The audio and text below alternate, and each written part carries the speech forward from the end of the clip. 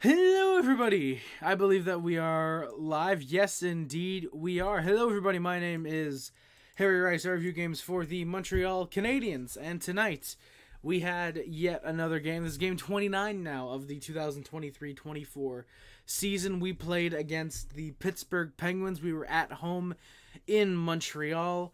Let's talk about this game because there were some exciting things that happened in this game. Yoshi Bro is a tough one for sure, but you know what? I have no issue with it whatsoever, and we're going to get into it for sure.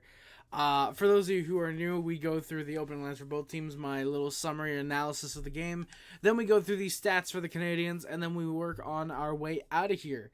I did see the first two shots in it, and at least they had it, but the Penguins just couldn't get you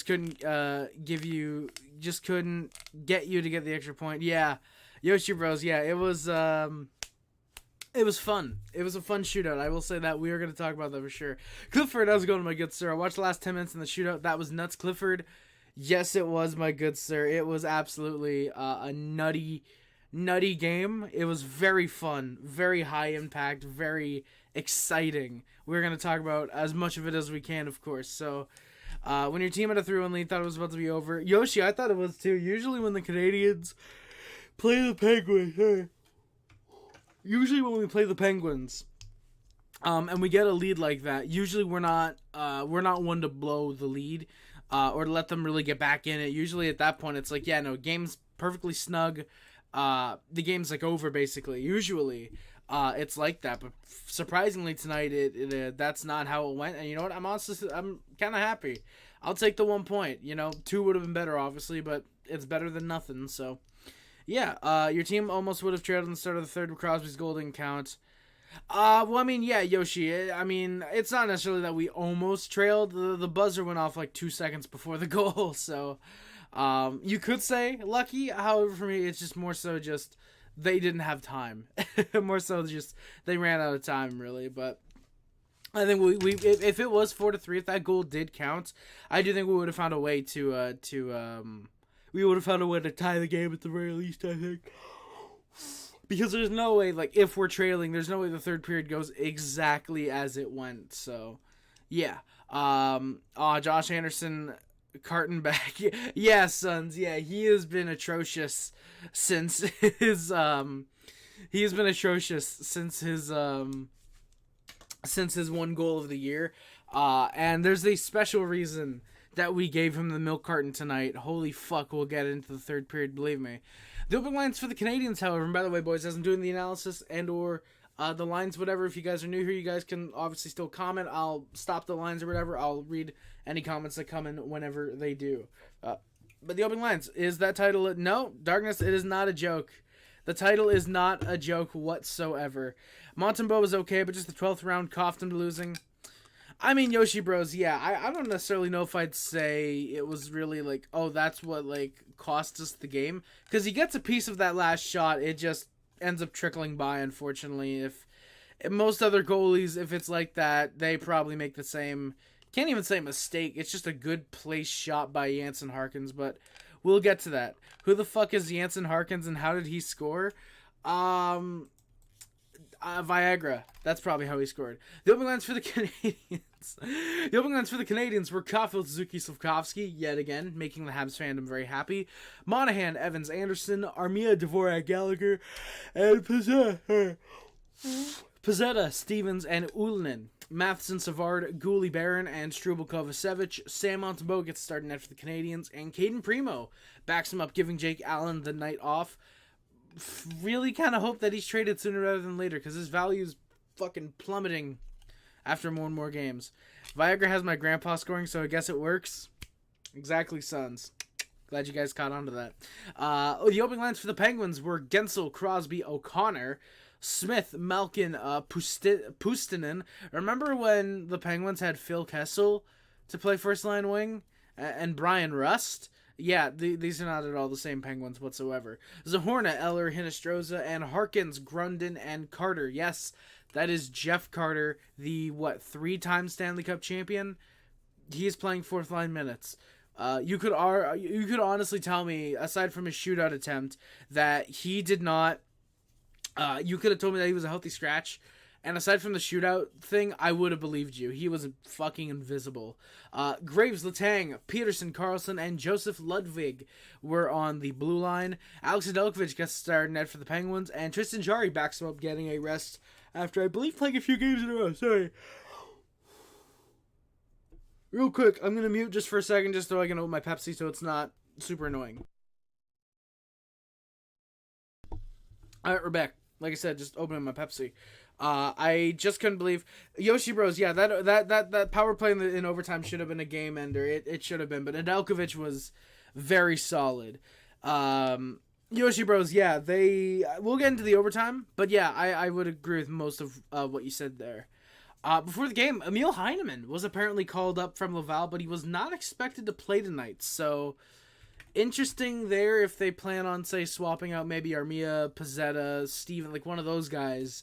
To play Emil Heineman. I don't know if we're just being cautious to carry an extra forward because we are about to go on the road for like 4 or 5 games, something like that. So maybe that's just something. I know Habs fans are really excited that Emil Heineman, or probably are really excited that Emil Heineman was called up. I'd like to see him. I thought he had a pretty good preseason. I think he's been playing all right in Laval. I'm going to be excited to see what he can do with the Canadiens when he gets whenever he gets the ice time. That's assuming he gets ice time. Keep in mind, Matthias Norlinder is still fucking called up, and he has not played a single game yet. So take your guess on when Emil Heineman gets in. Take your guess on when Matthias Norlinder gets into a game. And also Samuel Montembeault, congratulations to him. He gets his 100th career start net tonight for the Canadiens. Both teams exchanged quick shots, which were tied 1-1 6 minutes in. This was not an exciting start to the game at whatsoever. I genuinely thought there's no way this game's going to be a massive slog, and it would not be. Pezzetta has a good check in a corner. Habs top line tries to press, and the Canadiens score off an Erik Karlsson turnover, the Erik Karlsson specialty, if you will. I put classic EK in my notes. David Savard from the blue line just walks it in, wrists it past Alex Nedeljkovic, and it's a 1-0 Canadiens lead. They take the lead on their second shot of the game. Hey, Kate Berry, thank you for coming by. Holy shit, it's been a long time since I've seen you. How's it going, Kate? Thank you. GG's, hell yeah, absolutely. GG's, Kate. Thank you for coming by. God, I fucking love Buffalo getting primetime national TV exposure. Suns, me too, man. How badly are they down to the Avs? How many are they, how much are they down by? Sometimes what I think is that those 3-1 leads, I mean, yeah, Yoshi Bros, the 3-1 leads, I mean, you look at the Islanders the other night against the Leafs, they blew that lead. They did end up winning, but still, they blow the 3-1 lead. 3-1 leads just aren't that good. It's 1-0 Avs, Suns, I'm surprised it's not 4-0 yet. But yeah, 3-1 leads, not necessarily a massive fan. I mean, to be fair, I feel like this season has had a lot of blown leads, a lot more than usual, weirdly enough, it feels like. Dan, how's it going? Habs did not play bad tonight. I thought they had a really good first, kind of weak second, and then really good third, and a fucking great overtime. Like, it was really, really solid. I thought the Canadiens had an overall very good game again, just aside from the second period. Which is ironically where the Pens did most of their scoring, because you average it out. Well, technically the shootouts where they did most of their scoring, but you get what I mean. K-Berry Cole's shootout goal was dirty. Him and Suzuki. Both their goals were dirty. Very dirty. Love them. Yoshi Bros, yes, David Savard being back. He came back, I think it was last game. Very happy to see that he fucking, very happy to see that he scored tonight. He opened the scoring. Savard looks like he's back. I'm a big fan of David Savard. I like his defensive ability. He sparks a bit of offense once in a while. People don't realize this about David Savard. The dude can skate, and the dude has some hands. Like, it's weird. I've mentioned this time and time again before, and I probably will in the future. David Savard, like, once a month, when he's playing, decides, hey, you know what? Yeah, no, it's not. I'm going to be Cale Makar. And and he'll just pull off some, like, really fancy deke. He'll do it, like, once. He'll score a really nice goal, and then he just won't show it for another month. And then he'll score a goal that way, and then just not show it for another month. Do you think the Jets can beat the Kings tonight? I mean, technically it's a 50-50 chance. It's a 50-50 chance for either team to win. So yeah, there's definitely a chance. There's definitely the Jets are definitely able to beat the Kings. Do I think they will? Without Kyle Connor, it's going to be very tough to do so. You're definitely going to have to get a big step up from Mark Scheifele, Cole Perfetti, a lot of your players. Nino Niederreiter, I think, who just recently resigned. You're going to need a lot of step forwards from your. You're going to need a lot of steps forward from your top end forwards. So I'm going to say I think you guys end up beating them, but it's a very close game. Probably goes to OT. Eric Johnson got a video tribute. Suns, you know what? Honestly, that's kind of fair. He spent like a decade there. Motherfucker won a cup with them. Played like 800 games with them, something like that. He like very rarely got hurt, I think. So honestly, kind of fair. He gets a video tribute back. Hey, no problem, Dan. No problem. Yeah. So the Kings take the Kings. The Habs take a 1-0 lead on their second shot. Hinostroza, though, off a good feed on the fourth line, good 5-hole chance, but Monty holds for a stoppage and play. Penguins were just not all about the puck battles. Carlson just easily lets Caulfield take a puck. Savard gets a good look for a 2-0 lead. He had, I believe, he ties a career high 7 times over is what this first period gave him. He had a tie for a career high 4 shots in one period. I think they mentioned he did that something like 6 times with Columbus. So clearly, Columbus fans, if they watched when David Savard was around, they probably know, oh yeah, no, that offensive thing, like, yeah, no, he'll turn into a really good offensive defenseman for like 3 games. Do you think the Habs will make the playoffs this year? Dan, it's looking more and more unlikely. I'm fine with hovering around 500 being out of the playoffs. I'm completely fine with that personally.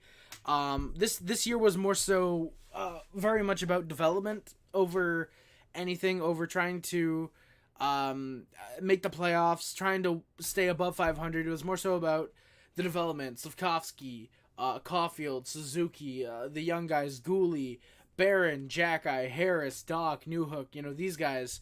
About Montembeau, Primo. It's all about the young guys and how their development goes. If we end up being in the playoffs, yeah, that's cool. But it was very much about development. So I don't necessarily know if we will make the playoffs. I'd obviously love it, but I don't think we do. We're 4 points out on Tampa Bay for the fifth place in the Atlantic Division. We're 5 points back with a game in hand. 4 points back with a game in hand, something like that. 3 points out, something weird like that. So I don't know, especially now that Tampa has Andre Vasilevsky back. They are going to get better, assuming that Andre Vasilevsky decides to start actually playing hockey. But yeah, I don't think we end up in the playoffs this year, unfortunately. But I do think that next year it does look better, especially with whoever we end up potentially drafting this year. Yeah, I think depending on who we end up drafting, it could help things out next year. I don't think we're going to have anyone that's NHL ready for next year from the 2024 draft. However, I do believe personally that Lane Hudson is probably coming over after the college season is done this year. Assuming we trade, say, Monahan, Dvorak. I don't want to, but one of Matheson or Savard, they probably, unfortunately, end up getting dealt at the deadline.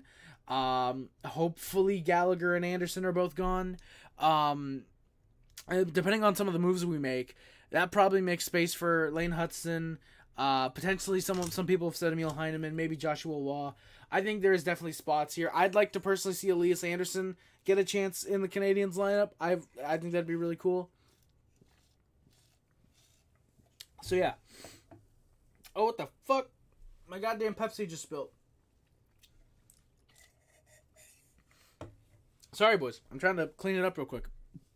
But yeah, I don't think the Canadiens, again, necessarily make the playoffs this year. I think next year, especially if we get Hudson lineup, if Ryan Bacher comes over next year, or for next year, I should say. I think if Cole can have a rebound this year, because this year is already kind of a write-off, unfortunately. Only 7 goals through basically 30 games on the year. He's on pace for just about 20 goals, which is a massive disappointment. I do still think he's going to go through a hot streak where he's going to score like... well,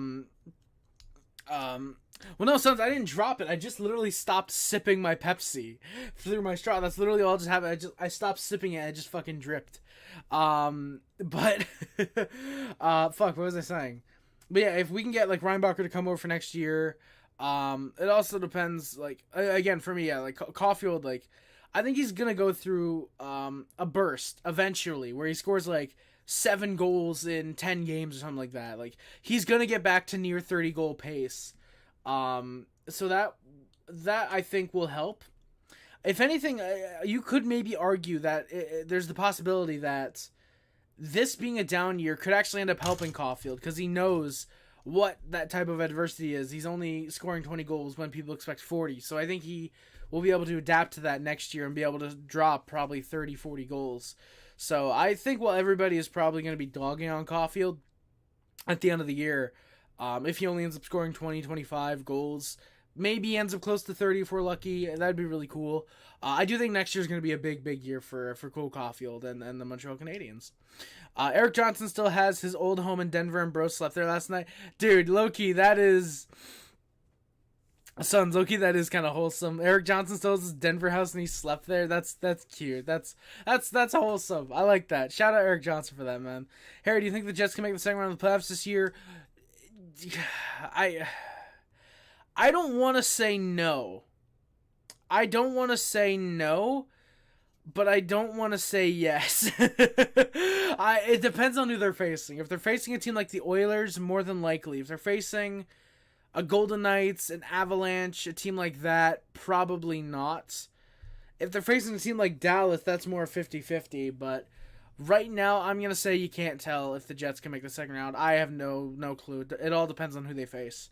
Well, you know, Harry, I just read that. Hey, Harry, listen to the shootout. Did Monty flub the Lars Eller shootout? Not really, Randy. Monty didn't really flub anything. He didn't flub anything in that shootout, in my opinion. I know some people will say the Jansen Harkins one he kind of did, but he got a lot of it. It's just not 100% enough to completely stop it. We'll get into that more in the shootout when that happens. But yeah, what the fuck? Oh, it's a USB key. Fucking I'm stupid. But yeah, I will get into that, like I said, in the end of the shootout, but I wouldn't say he necessarily flubbed that. 2-0 Avs. Oh, let's go, Suns. Without Kyle Connor, they're not going anywhere. Well, I don't think Connor's season is done, right? He's only out like 2 months, right? Something like that. On the other hand, the fact that they're in the race despite the injuries and Koffel being below his standards is probably... Darkness, yes and no. Yes and no. Well, I don't know why I'm saying yes and no. More definitely yes. The injuries to Doc and Newhook, when he was hurt, Jack-Eye, now he's back in the Val to improve his defensive game.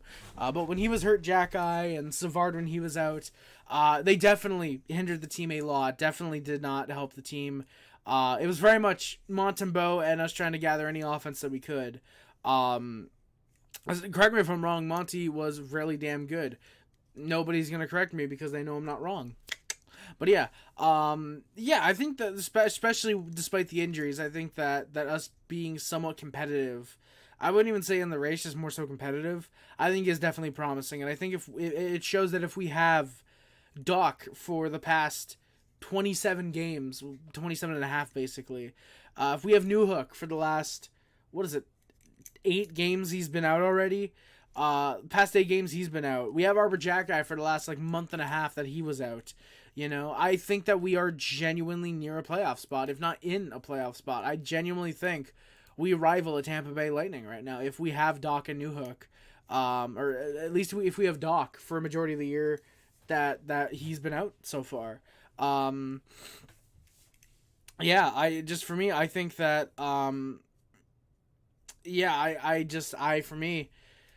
I definitely think that's very promising. And again, if I think next year, if Doc can stay healthy, if we have Newhook, if we can get Lane Hudson, David Reinbacher in the lineup, I think there's an outside chance Logan Mailloux maybe makes the team. I still think if you can trade off Justin Barron and Jordan Harris this offseason, I think that'd actually be pretty... I'd be perfectly fine with that. They're both incredibly replaceable defensemen. I think if you can do that, go Reinbacher, Savard, maybe Mailloux, third pair, second power play unit type of deal. I think that'd be great. Just me personally, but we'll see what management does. Without Kyle Connor, they're not going anywhere. That is true. And how far back are the Jets going to be when he comes back? That is also true, Sons. I mean, I like their offensive depth. They obviously don't have a big superstar like Kyle Connor in the lineup now, obviously, with him being out. But I mean, we saw with Tampa Bay, losing a key player does not necessarily mean that your team is suddenly fucked. They still have Connor Hellebuck. They still have Josh Morrissey. So they're not completely fucked. They're just, yeah, it's a long way up from here. So, yeah. The Avs scored 3 goals before the Sabres even got a shot. Suns, I don't believe you. I genuinely, I do not believe you, Suns. The Avs scored, bro. How the fuck? I'm sorry. How the hell did I say that the goddamn the Buffalo Sabres were gonna make the playoffs this year? Genuinely, how did I think that? Go Jets, boo Kings. Hey, Clifford, I personally am a fan of the Kings, but you know what? I'll go for the Jets. There's a lot of guys in my... It's funny. Oh, wait, no, you was a Canucks over the Jets. No, it was a Canucks over Flames that you guys said. By the way, hope you guys liked the ranking every NHL team video I did today. I know that got a decent amount of viewers. I think it's up to like 32 views now, something like that.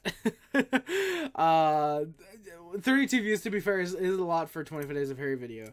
36, actually. 36 views. The average view duration is fucking 6 minutes. The engagement on that video is just fucking astronomical for 36 views. Yeah, like the engagement, yeah. Watch time is 2.6 hours more than usual. Can I look at the... Oh, wait, no, that's the video. I want the channel layout. Earn, which is no longer apparently monetized. Wait, what now?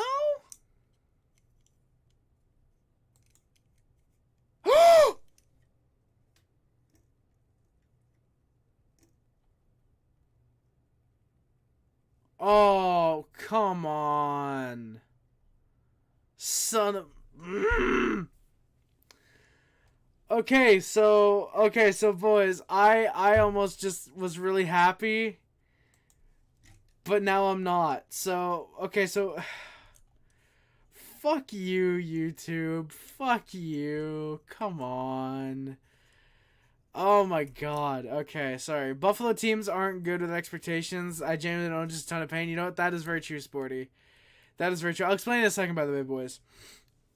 If the Islanders performed like this on national television, I'd deadass end myself in Minecraft. Suns, you know what? I think most of us probably would. Sabres is just, yeah, this is just another game for us, basically. I'm happy with ninth shirt. Most people think our fans are trash, and for some, they are surely right. The loudest always get... That is true, Clifford. I mean, hell, that's like me if I went on Twitter and every game I was saying... Cole Caulfield is a 60-goal scorer in the making, and I said that after every game, most people would notice me. You know, it's always the quiet ones that are typically the most rational. So, yeah, it's safe to say I'm not rational regarding the Canadiens. This game smells like a 10 burger. Oh, I've got to get out of here then. I got to go watch the fucking Sabres put up 10 goals then.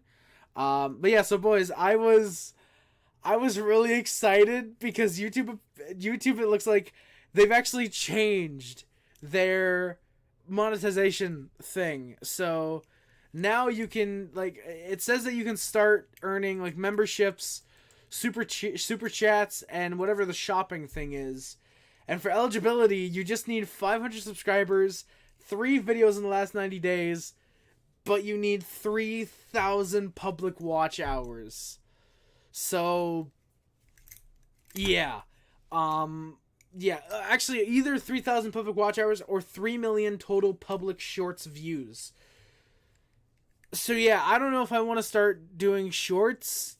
I don't know how easy. Keep in mind, the public watch hours, by the way, is within the last 365 days. So yeah, so we're good there on that front. See, the thing for me, that would be fucking huge, dude. That would be fucking huge. It's just, son of a bitch. Notice Monty was a bit too deep in the crease for all the goals in the shootout. I mean, Randy, I whatever. We'll get to that in the shootout when it happens. Randy, look at Harry, look at Decord. Deadpool, why? So I can get monetization because I want to get fucking paid for this shit. Yeah, Suns. Yeah, the shootout recap. That is what happened. Oh my god, Suns. What the fuck? Oh my god, dude. The Sabres are fucking trash. And then Sporting, 5 minutes left in the first. 3-0 Colorado. Shots are 11-0 Colorado. Holy shit, boys. This is incredible already. Okay. Savard, sorry. The Ottawa Senators Canada's team. Deadpool, to recap what Chev Camaro said in a reply to you, Canada does not have that low of standards to root for the fucking Senators. Also, last time I checked, the Canadiens were the only team to get the CN Tower to turn their colors to root for the Canadiens. They were the Canadiens are the only team to have the CN Tower light up with the team colors, aside from the Leafs. Yeah, the CN Tower in Toronto, of course, as opposed to the CN Tower in India, because obviously there's a CN Tower in India. But Deadpool, please stop being retarded, if you could, please. Savard has a good look for a 2-0 lead. Caulfield has a good shot that's just wide. Slavkovsky in front almost buries one. Nedeljkovic holds on. Pezzetta then wants a piece of Ludwig after a hit on the boards. Ludwig backs down, and Gallagher off a rush during all of this, and he misses the net. Yeah. Brendan Gallagher, after having apparently 10 shots last game, which would have fucking fooled me. Bro really said that no one in Ottawa watches hockey. I mean, Deadpool, look at your fucking arena. Look at your arena when the Senators play, my guy. If any team were to be Canada's team, it would be Toronto, or the team named, I don't know, the Canadiens. Exactly, suds. The Senators are literally the team that all, like, the prissy white folk in fucking Parliament watch, and like, the Senators are going to make the playoffs. And then the Canadiens are for all the fucking legitimate Canadian folk who know what good hockey is. Like, come the fuck on. So yeah, Gallagher just kind of sucked there. I genuinely don't get how Habs fans will continue to defend Brendan Gallagher. Cost us the game against Nashville. That game against the Red Wings where he took a really fucking stupid penalty. And now, not necessarily blaming him on this game, but just didn't play that well tonight. He was definitely not the worst Canadiens player, though, tonight, and we will, believe me, we will get to that. But just, oof. Colorado, the power play. Sporty, please tell me you at least have a shot. Please tell me you at least have a shot before you took a penalty. We want 10, yes sir, this is already the greatest game. Dude, Sons, please tell me they're... Sporty. The Sabres can't be this fucking bad. I refuse to believe it. That is true. Krylanders and Sharks is the greatest game. The greatest game, Harry? Dude, it might be. Genuinely, this might be the greatest game in NHL history. It is just... This is getting really damn good. This Colorado Sabres game. So yeah, after Gully misses the net, Habs try to keep momentum. I'm in VC. All right, Sporty, I'll see if I can try and wrap this up sometime soon. We do have 10 viewers, so I'm probably going to try and stay in here as long as I can, just because, holy shit, 10 viewers. Well, Harry, who won tonight? The Pittsburgh Penguins won the shootout. All right, that's it. Bye. That's all you guys get. We want a playoff run. Bye. We lost in the shootout in 12 rounds. Bye. Goodbye, everybody. No. Just to let you know that we went on a real playoff run, unlike your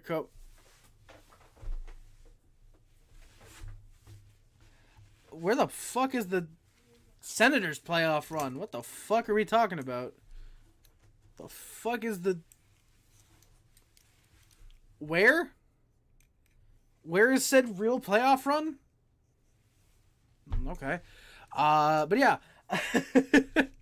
So yeah, the Canadiens. Sporty stole my idea, you bitch. Oof. So yeah, the Canadiens. Sorry. Yeah, Habs try to keep momentum. The Habs off. The Penguins off a rush though.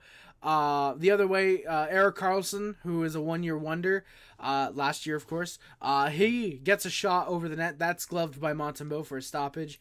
Habs try to press, and we score with the fourth line out there. Yeah, the fourth line. Jayden Struble, welcome to the Bell Center. That is the guy's first goal at home, his second in his career. He makes it 2-1 on a really solid rush to the net. Pezzetta and Ullinen with the assists on that one. Habs with the 2-0 lead. Then the Penguins score. Sidney Crosby buries it. Gouli, a little bit slow behind the net with the puck, ends up causing a scramble in front. Last time the Sens went on a playoff run, J.G. Pajot was still goal good. Curtis Lazar was munching burgers on the ice, and Bobby Ryan was still... I'll be popping. Sparkling champagne. Thank you. Thank you.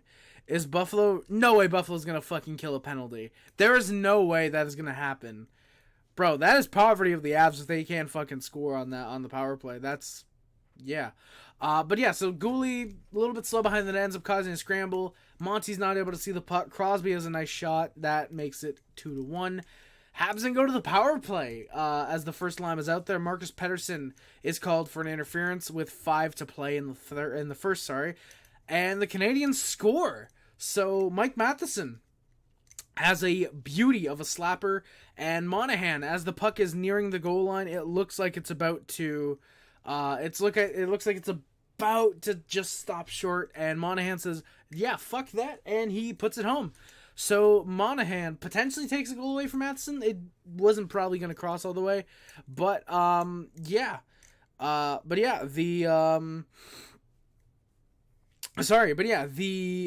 Penguins do not kill that one off. The Canadiens get the 3-1 Habs lead there with a nice shot from Monahan a nice burial from Monahan on the rebound.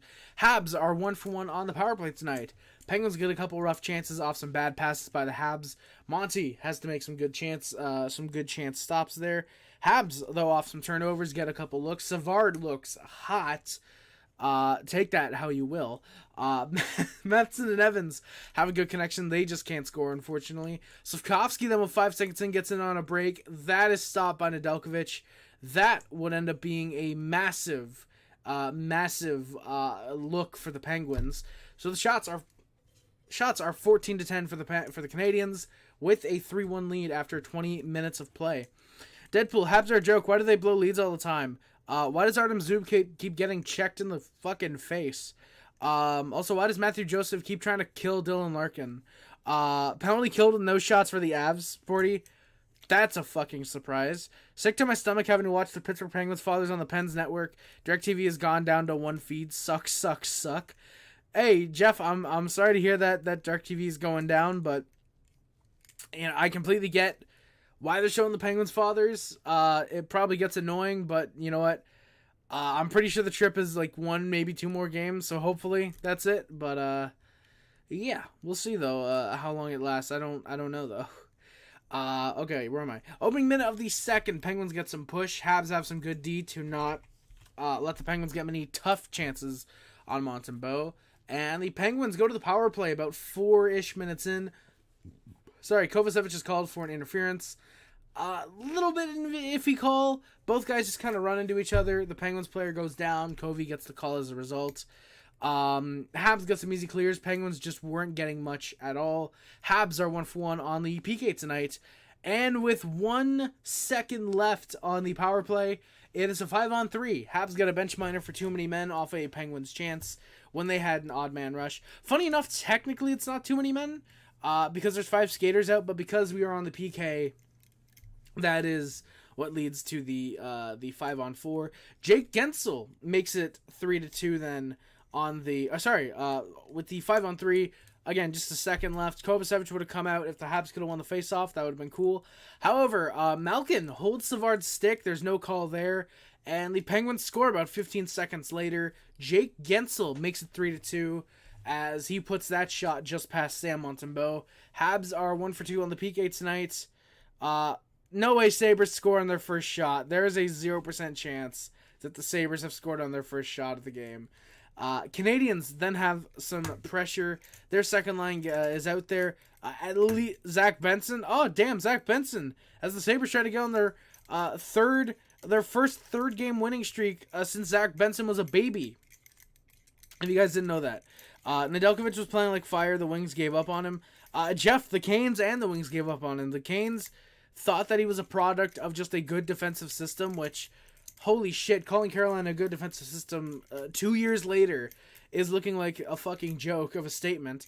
The Red Wings gave up on him because the Red Wings have zero defense, and the Pens with a okay defense, they're looking pretty solid. So, yeah, Nedeljkovic was the reason that the Penguins ended up winning this game. He did play very well. Played very well, especially after allowing the 3 goals in the first period. It was very easy for him to just kind of just lay down, just okay, whatever. We're not winning, but he kept the Pens in it, and I have to admit, and especially right here, the Habs get 5 shot attempts in like 12 seconds. Evans ends up high sticking Crosby. There's no call there.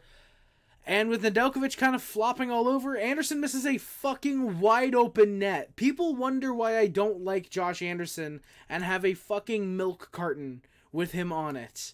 It's for shit like this. Yeah.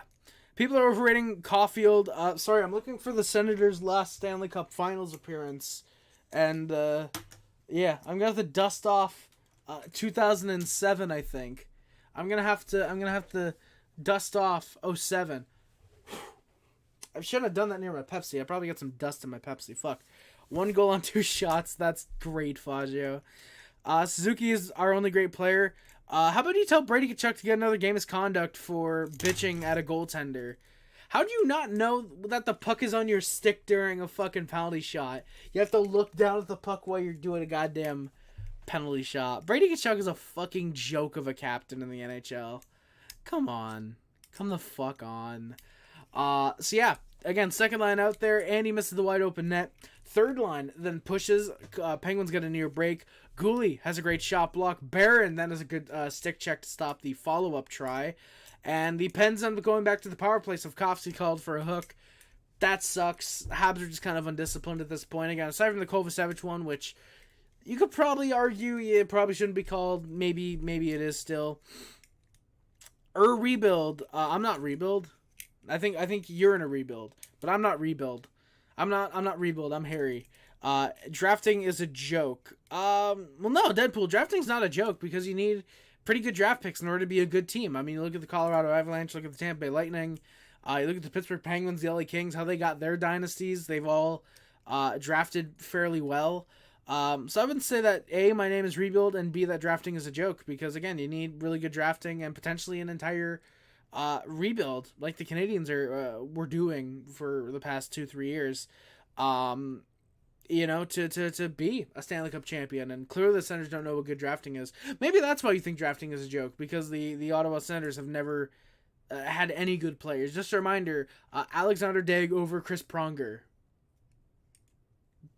That's pretty fucking funny. So the Habs, the 3-1 after 1 shots are 15-4 Colorado Sabres on the power play. Sporty, this is the greatest game of all time. It sucks that the Sabres won't be getting shut out, though. You know what, hey, at least Zach Benson got your only goal of the game, probably, so. Yeah. Penguins score. Sidney Crosby ties the game up on a pretty decent shot from the blue line, just to flex off Matheson in front. Malcolm is actually at the front of the goal line, despite being nowhere near when the goal was scored. They thought that the Parsonen kid might have gotten his first in the NHL, but it was a Crosby goal. He has a 3-point night, and I genuinely was expecting a Crosby 5-point night incoming.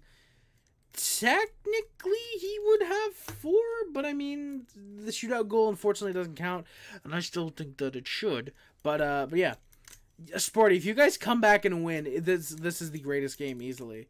You guys can't draft. Caulfield is overrated. Suzuki is your only great player, but you traded for him. Deadpool, Lane Hudson. Bros had to fucking draft Thomas Chabot, trade for overrated Jacob Churkin, who Senators fans already want to trade.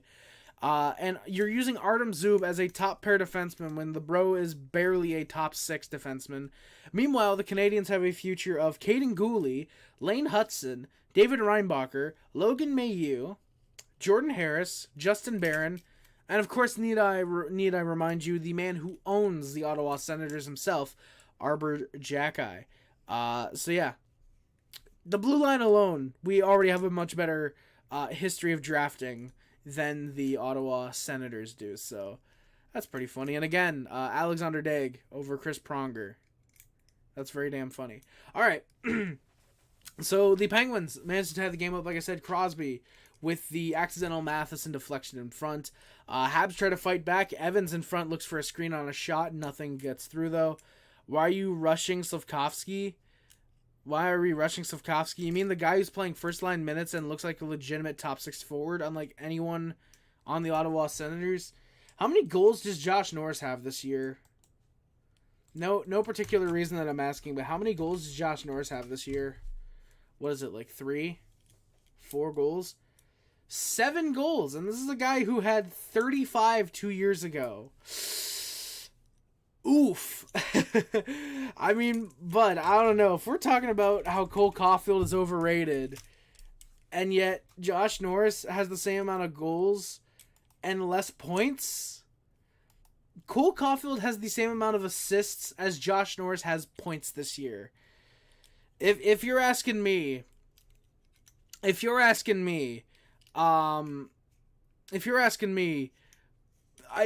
think we're rushing Slafkovsky, and also Caulfield is better than Norris. Legman, fuck off. Crosby kind of fucking sucks, my guy. Bros traded for Erik Karlsson without realizing that the problem was depth up front. Games of the year so far: the Islanders, Sharks, Detroit, Buffalo, Colorado. Ottawa and Detroit for the shit show that was Dylan Larkin getting his career ended on a dirty play. And also Artem Zub getting what he deserves. There's that game of the year. I was going to say Montreal, San Jose, but then I realized, wait, we didn't lose to San Jose. We beat them like 3-2, I think, something like that. We had a 3-0 lead in that game. Fuck. I'm trying to remember more games of the year. Also Ottawa and Detroit again. You say Crosby sucks, but he got an easy 3 points.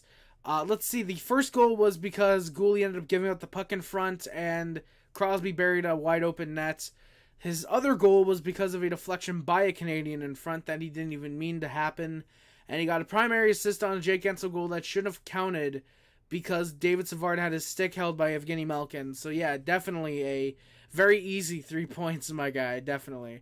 How about you stop dick riding the Pittsburgh Penguins and support a real team like the Montreal Canadiens, my guy? Because let's be honest, the Penguins are not getting anywhere near a playoff spot this year. Let's be completely honest. Malkin then's nearly sprung on a break, but there's some good defense to stop that. Dvorak then hits the outside of the post. Habs try to get a 4-3 lead. Penguins were in control then. Habs get held out for 2.5-minute long shifts. Penguins took over the game during the second period. Monty making some good stops, showing that he is much better than Alexander Nedeljkovic. Habs keeping control, and also Tristan Jarry as well, especially Tristan Jarry. Pittsburgh is definitely going in the playoffs. Trust the process. Okay, Philadelphia 76ers, how many cups do you guys have? Support a real team, a real time like the Sens. Do the Sens have real time? Because that would probably explain why they're in the bottom of the league. Also, funny enough, support a real team like the Senators. I'm pretty sure that the Senators are completely awful still. Bro, the Canadiens have started and ended a rebuild, gone to the Cup Finals, started and ended another rebuild in the entire time that the Ottawa Senators have been in one rebuild. How about you go cheer for another owner dying, Deadpool? How about the Senators fans go cheer for Eugene Melnyk dying again? How about you do that? Then it looks like the Penguins score. Crosby almost had the hat trick. However, zeros were on the clock for like 2 seconds before the goal was scored. So we are still tied at 3-3. Crosby raising his arms, celebrating like a goober. The shots are 26-23 Penguins, and a 3-3 tie game after 40 minutes of play. Canadians get some early press to start third. Good chances for the top line. Caulfield gets a clear break. He's stopped by Nedeljkovic. And the Habs then go to the power play. Chris Letang, how about you keep making hateful comments towards a kid you drafted? I'm 99% sure that none of the Canadiens fan base actually did that, my guys. So, Deadpool, again, what's worse? Cheering for a guy who died and the worst thing he did was just want to save a little money, or hateful comments toward a guy who was drafted and doesn't need to see said comments if he doesn't look on social media? Think about it, Deadpool. To me, I think the worst thing is fucking cheering that a dude has fucking died.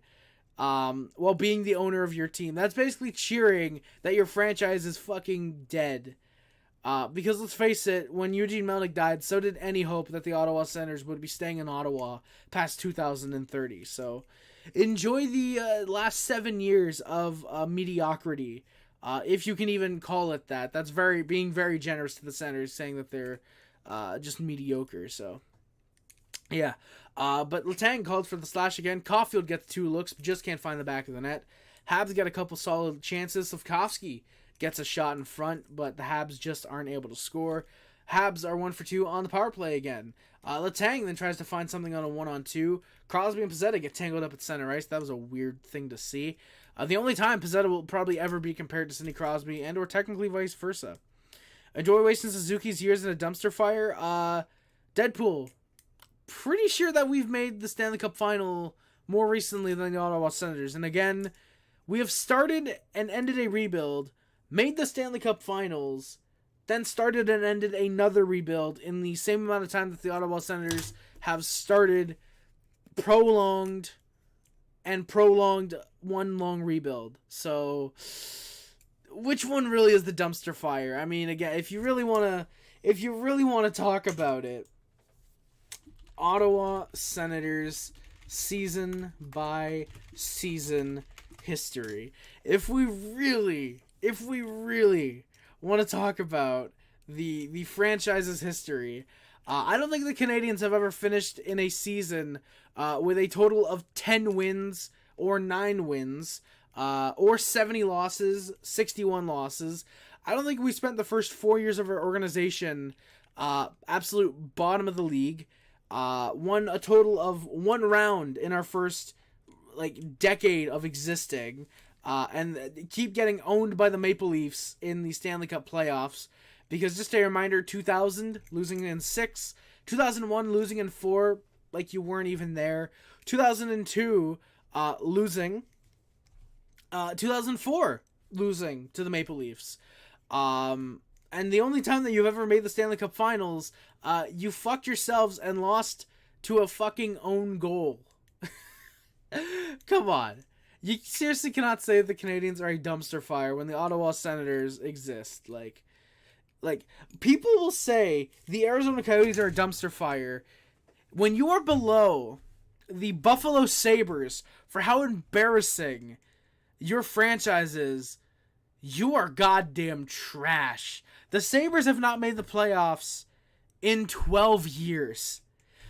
You are below that. You have 0 Stanley Cups in your franchise's history. 0 Stanley Cups.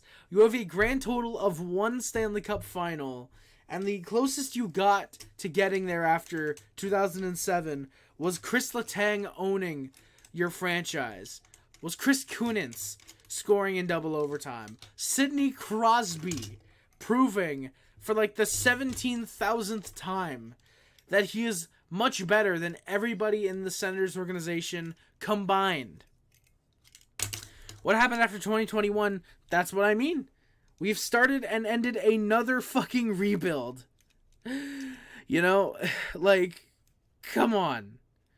At least 2017 was a real playoff run. Can you really say it was, my guy? You beat, who was it, the Rangers? You beat the Rangers in the goddamn playoffs, my guy. You beat the Rangers. Who was it in the first round? You couldn't even face a real team like the Canadiens. And the second you did in the Penguins, you got fucking embarrassed. Deadpool, come on. Someone fucking ban this kid. Come on. You're right, being a Minnesota Vikings fan, I wanted Kirk Cousins to get hurt, not die, and he did. Now he's an absolute hero, and they're going to offer him $40 million after tearing his Achilles. Hey, well, Jeff, you know, I personally like Kirk Cousins, and you know what? Hey, I'm glad that they're getting him $40 million. Quite frankly, he deserves it. Shout out, by the way, whoever the fuck it was that tore his ALC in fucking week 1. I forget who it was. Who the fuck was it? Everybody memed on him. If Sons were here, he'd be able to remind me who it was. I forget who it was. He left the organization he was with. He's 43 years old. I forget who it is, but okay, where am I? I'm trying to find my place in my notes because I'm getting distracted by a retarded Senators fan. Sorry, by a Senators fan, because we all know that all of them are retarded, so I don't need to add the double incantation. The 2017 Panthers were on the same level as the 2021 Lightning, and that series took 7 games. How long were the Habs and Lightning series? Well, I can look that up. Habs Lightning 2015. Well, in 2015 that lasted 6 games, and I want to say we faced in 2014. Oh, the Habs swept the Tampa Bay Lightning in 2014. Wow, it's almost like the Canadiens played pretty well. You know? 2014. That's pretty goddamn funny if you ask me. And also shout out by the way, the only time that the Canadiens and the Senators have faced in the playoffs in recent memory. I'm gonna have to get this on stream really quickly. I gotta work to get this on stream. There you go. Good enough. But yeah, I wouldn't say the 2017 I wouldn't say the 2021 Lightning were on the same levels. Wait, but Deadpool, you're saying the 2021 Lightning are on the same levels as the 2017 Penguins. So are you saying 2017 for the Senators wasn't a real playoff run then? Because 2021 it wasn't. So are you saying that 2017 for the Senators weren't either? Yeah. Excuse me, sorry. But yeah, again, shout out to the only time that the Canadiens and the Senators have faced in the NHL playoffs, as far as I can recall. And very funny what the final result of that series was. All right, let's move on to the end of the game and stop wasting our time with Senators fans. All right, so Habs try to look for a push from the top line. Savkovsky has a good bounce off the official, just can't put it home. There's a 2-on-1 for the Canadiens. Evans passes to our Anderson, who immediately can't find space and loses the puck. Habs then try to push for the lead. Just nothing there. It has been theirs to lose. The Canadiens were in massive control of the third period. They held the Penguins to, I think it was 3 shots in the third period. We played a very good third period, just were not able to bury the puck. Dvorak then has a good puck battle against Malkin. 2021 was a COVID year. If that season was 82 games, you would have had no business making the playoffs. Deadpool, then how come the Ottawa Senators didn't make the playoffs? How come they were complete trash that year and still are complete trash? Weren't you saying that the Ottawa Senators were going to make playoffs this year, and you're, like always, at the bottom of the NHL? The complete dumpster fire of the NHL? Like, genuinely, I'm pretty sure whenever there's a Board of Governors meeting, everybody's asking, hey, when can we get rid of the Ottawa Senators? When can we, disband the Ottawa Senators? Because nobody likes them. Nobody watches them. And the only reason they keep it is to keep the fucking Ottawa government happy, probably.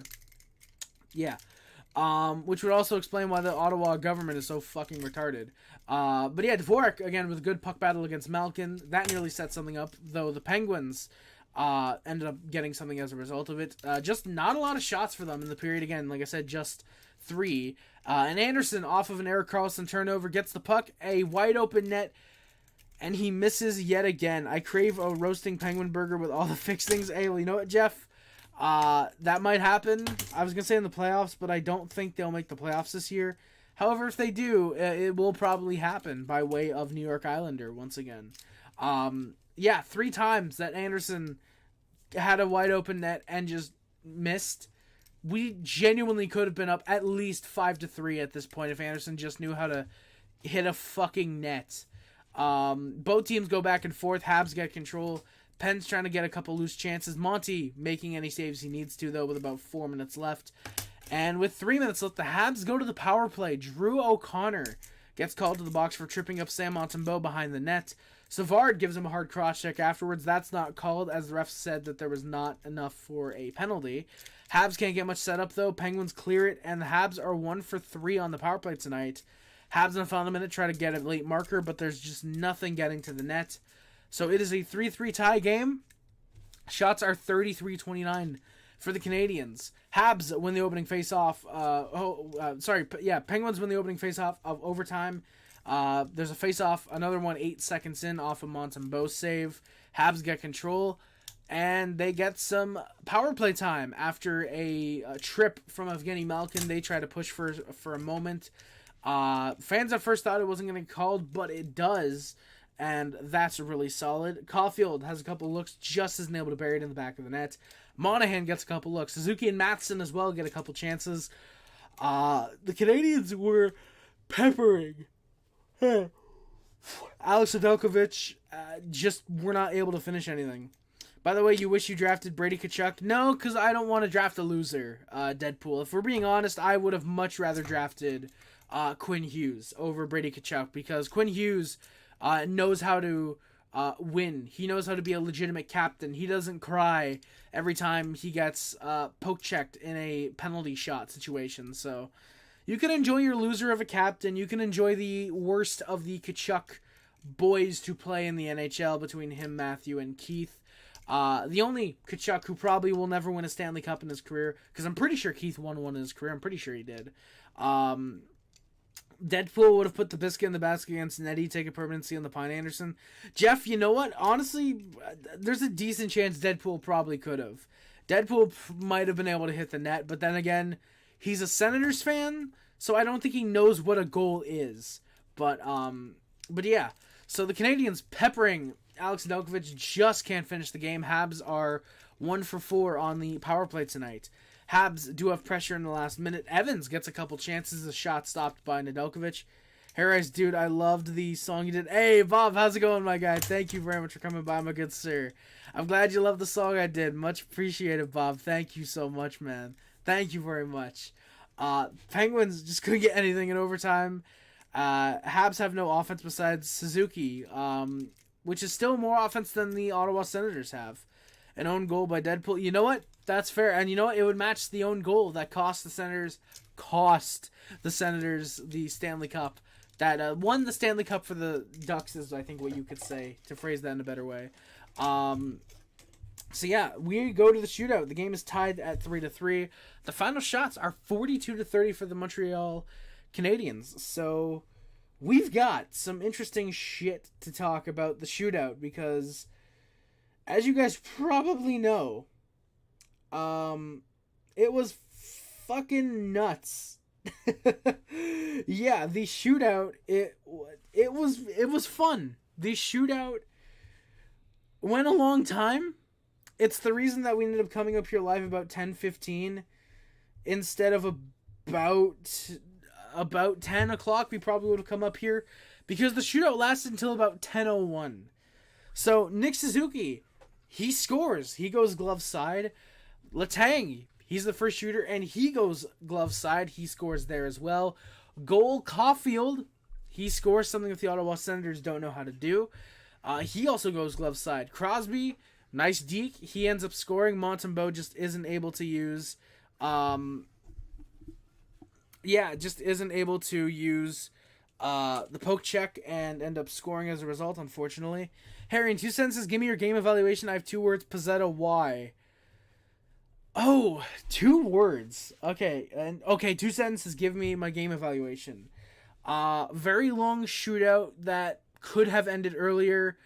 Canadiens played a very good game for 4 out of the 5 periods. Well, 3 or 4, if you will. Shootout technically isn't a period. 3 out of the 4 periods, Canadiens played well. Very long shootout, was entertaining, yet unfortunate outcome. So, yeah. Overrated and overhyped Caulfield. No, I think overrated and overhyped. I think that's the Ottawa Senators since like 2007 at least. Remember when he had Danny Heatley, Danny Alfredson, Jason Spezza, the year before, Zdeno Chara, fucking Wade Redden, Dominic Hasek before he said, fuck Ottawa, I'm going back to Detroit. Remember when the Senators had all that talent and they won 0 Stanley Cups? Yeah, I do. Remember when they allegedly had the best first line in hockey and couldn't do anything? Those are fun days. Senators fans will now claim that they have like the best first line in hockey, yet they have like a shit garbage top line. It's genuinely funny how overhyped the Ottawa Senators have been. Did the Habs choke over the Penguins that good to tie it up at 3? I only saw bits of the shootout and overtime and shootout. The third goal, the one that tied the game up, was off an own man in front. So it was very much just kind of bad luck on the tying goal. 3-2 goal was a mistake by the Canadiens. You could argue that they choked. I think that definitely can be made. Personally, that is not going to help me whatsoever. Never mind, that helped me out whatsoever. Okay, sorry, I'm playing Supercard while I'm playing Supercard right now while we're talking about the game. But yeah, I would probably argue you could say the Habs choked. Again, that second goal was very much on Gouli. He was very much just kind of delayed in his reaction behind the net on what to do. And then again, the game-tying goal was very much just very unlucky. It went off Matheson right in front as he was trying to block a shot. The first goal was just a very solid goal. No, sorry, it was the first goal. The Gouli goal was the first goal. The first goal was the one that went off of that Gouli ended up causing. What was the second goal then? Oh, that was the Guentzel goal on the power play. That one was just a power play goal. So that one, yeah, that one was it's a power play goal. You can't really say the Habs choked on that. So yeah, I'd actually say less of a choke and just more. The Habs had a really bad second period. I think it was a really bad 15 minutes of a second period. I think you could say. Rawr, Randy, how's it going, man? Caulfield in a lull. Randy, yeah, Caulfield's in a little bit of a slump, unfortunately, right now. However, I think he's going to be out of it sooner rather than later, if you ask me.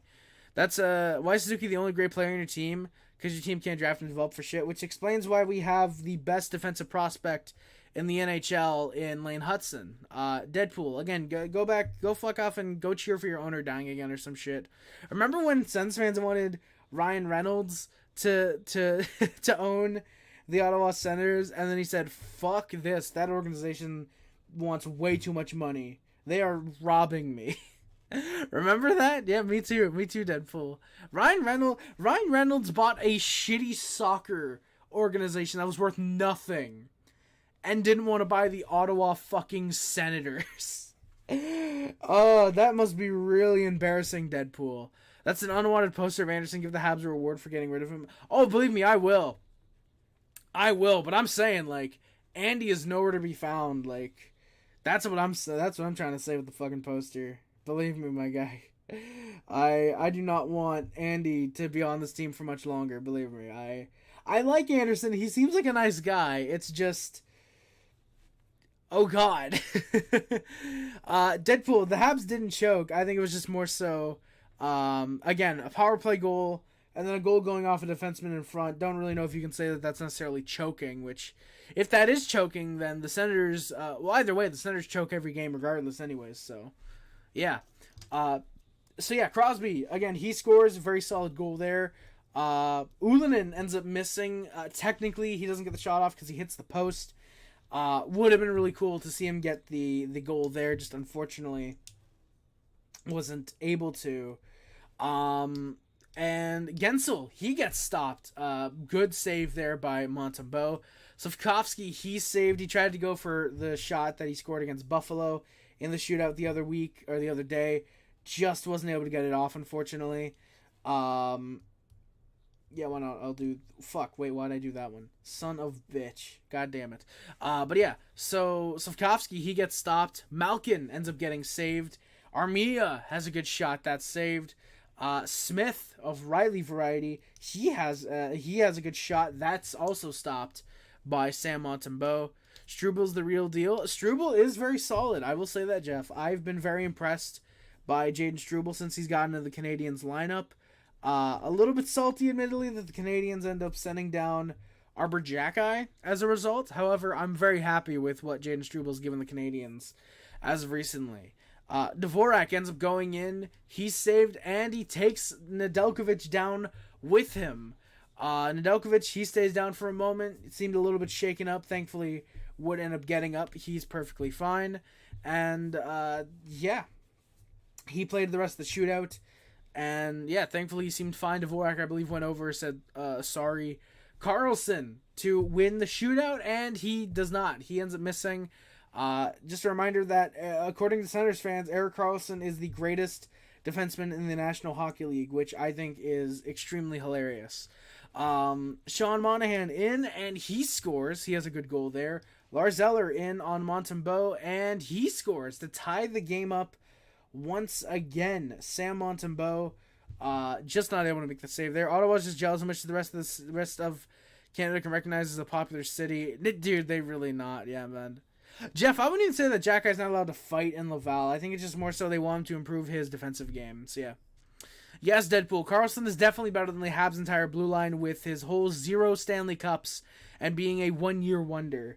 Erik Karlsson is a glorified forward who just plays the blue line for no goddamn reason. Ottawa is Canada's capital? Well, fuck. That's probably why nobody takes Canada seriously. They look at our goddamn capital and think, Ottawa? What the fuck kind of capital name is that? Oh, I'm gonna go to Ottawa. It's like they fucking make the fucking capital of Canada being Ottawa is the reason that fucking other countries make fun of us. Matheson's in, he gets stopped. Jeff Carter, he gets stopped. Michael Pezzetta. Harry, did you get into a fight with Jack Guy? What's up in your nose? No, I've explained it before, Randy. Matheson, he comes in, he gets stopped. Jeff Carter comes in to win the game, and he gets stopped. Michael Pezzetta just can't pull off what he did against Buffalo late last year. He ends up getting saved. Pushtinen, who almost scored his first of the night, unfortunately, wasn't able to. Frank Mahovlich was a Senator. Oh, God, Jeff. Oh, God, I forgot that he technically was that. That's fucking sacrilege. Jesus. But yeah, sorry. Pustinen does not score. Jake Evans, I had some hope there. He does not score. Radim Zahorna, and I believe they said his first career shootout attempt, he stopped. Brendan Gallagher, who for some reason gets a standing ovation from Canadiens fans, and he doesn't score. By the way, boys, I'm almost completely done the main campaign of WWE Supercard, which I'm just realizing now is kind of fucking weird, because I've been playing this for like 3 weeks and I'm again almost done. But yeah, considering you hate the Habs so much, you seem to like to dick ride Suzuki. Wolverine, exactly, my guy. Thank you for coming by, Wolverine. Appreciate that, man. Thank you. But Gallagher, he gets stopped. Vinny Hinostroza in his first career shootout attempt, he ends up getting stopped. You know what? Fuck it. Let me use my super move here. Why not? He gets stopped. Deadpool only here because because Ottawa doesn't have a Senators YouTube streaming place. Randy, you know what? Probably because all the everyone, literally, the only reason that he's here is because he can talk about the Ottawa Senators, and I'll respond, because even the Senators fans don't want to fucking talk about the Ottawa Senators on a goddamn live stream. Plus, here's the thing as well. Since YouTube would not get any views, because it'd be the same shit after every game. It would literally just be like, oh, hey, the Senators played like shit tonight, and all the Senators fans in unison would go, yeah, we know. So it's like, dude, yeah, there's more Habs fans in Ottawa than the fucking Senators. It's like, what a fucking joke the Ottawa Senators are. Like, it's genuinely hilarious to me that the goddamn Ottawa Senators just, like, they don't even go out and support their own fucking team. Genuinely, like, it's fucking pathetic. Oh.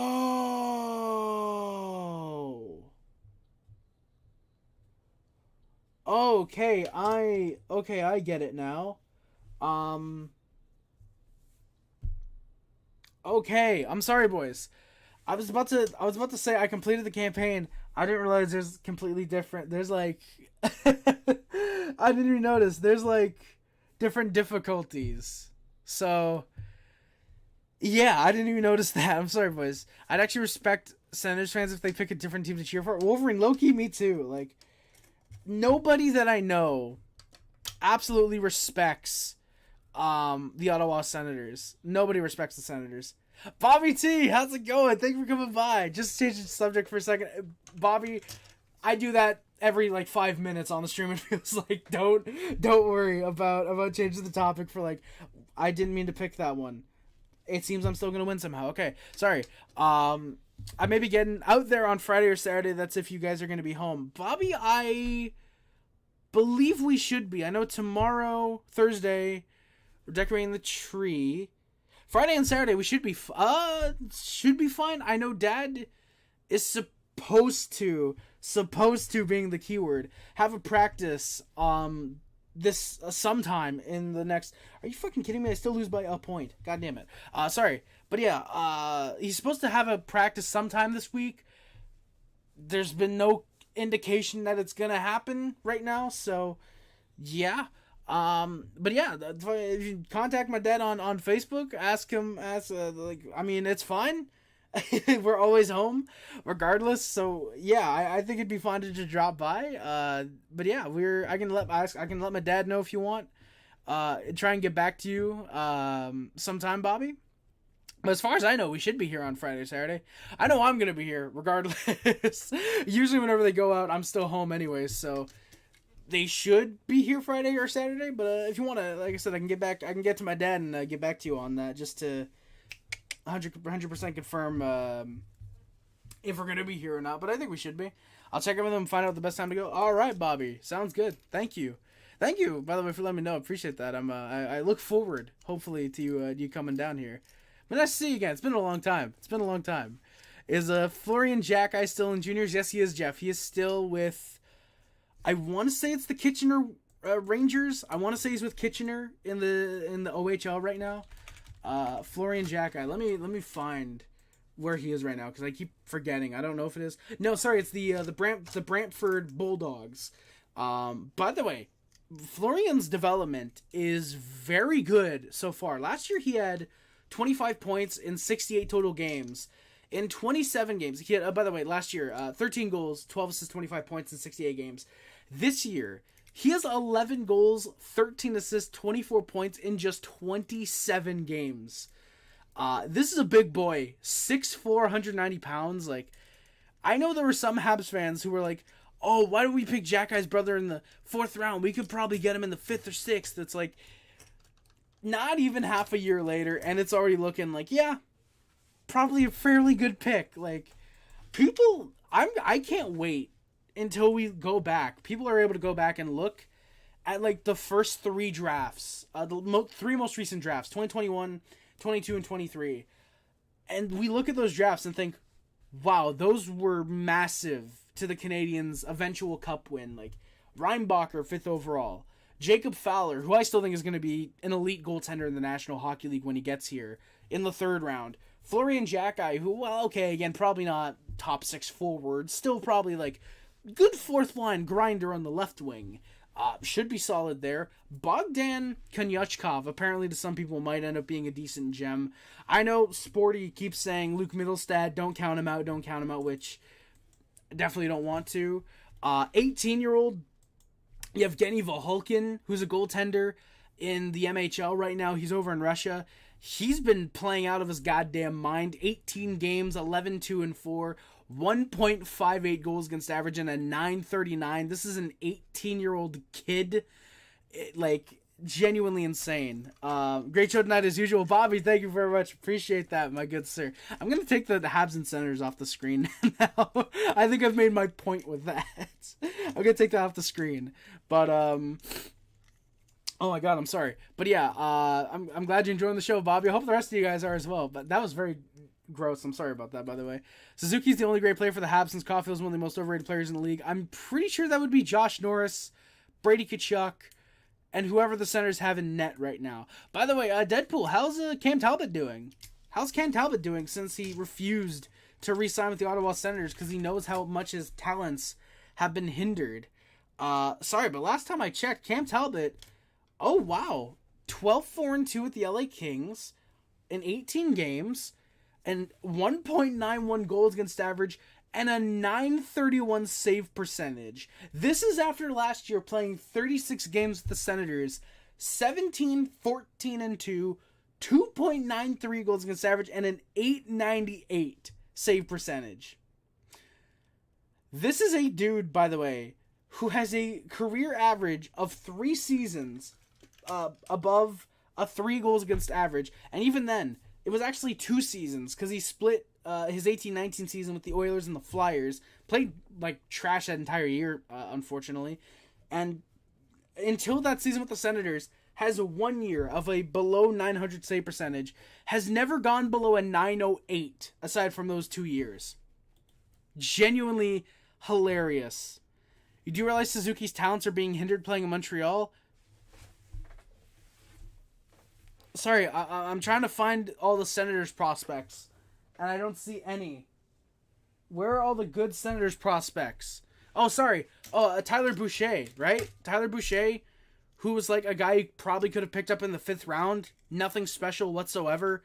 What was it? You picked him 10th again? 10th overall? What is it now? Both bros to kick ass sends ass. Yes, sir, Jeff. What a gong show. Oh, God. What a gong show of a season the Sens are having.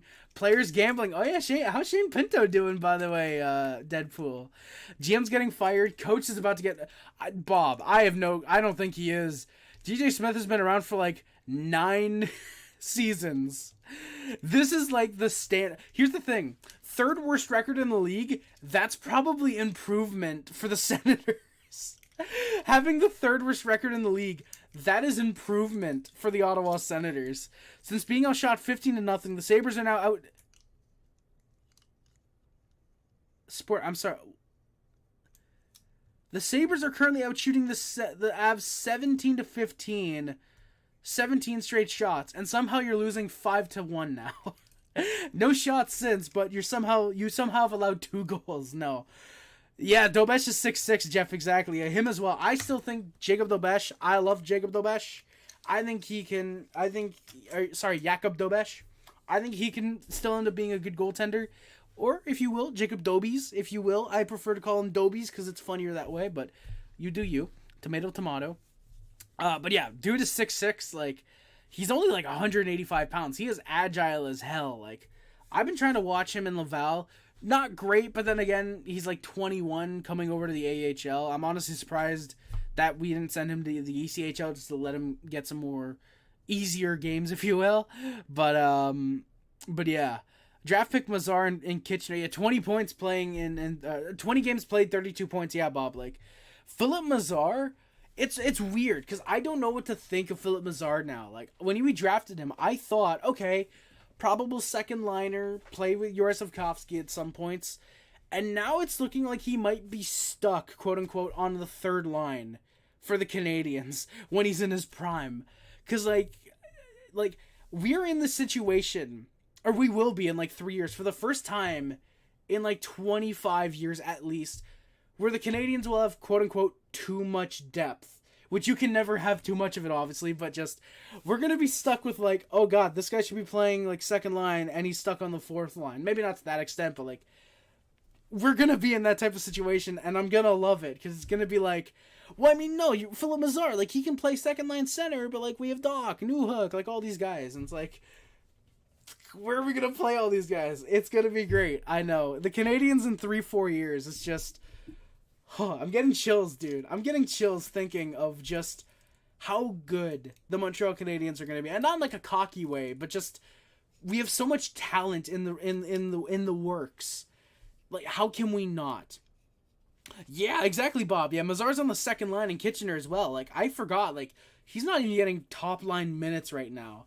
Just like Philip Mazar with 32 points in 20 games as I think a 19 or 20-year-old, like.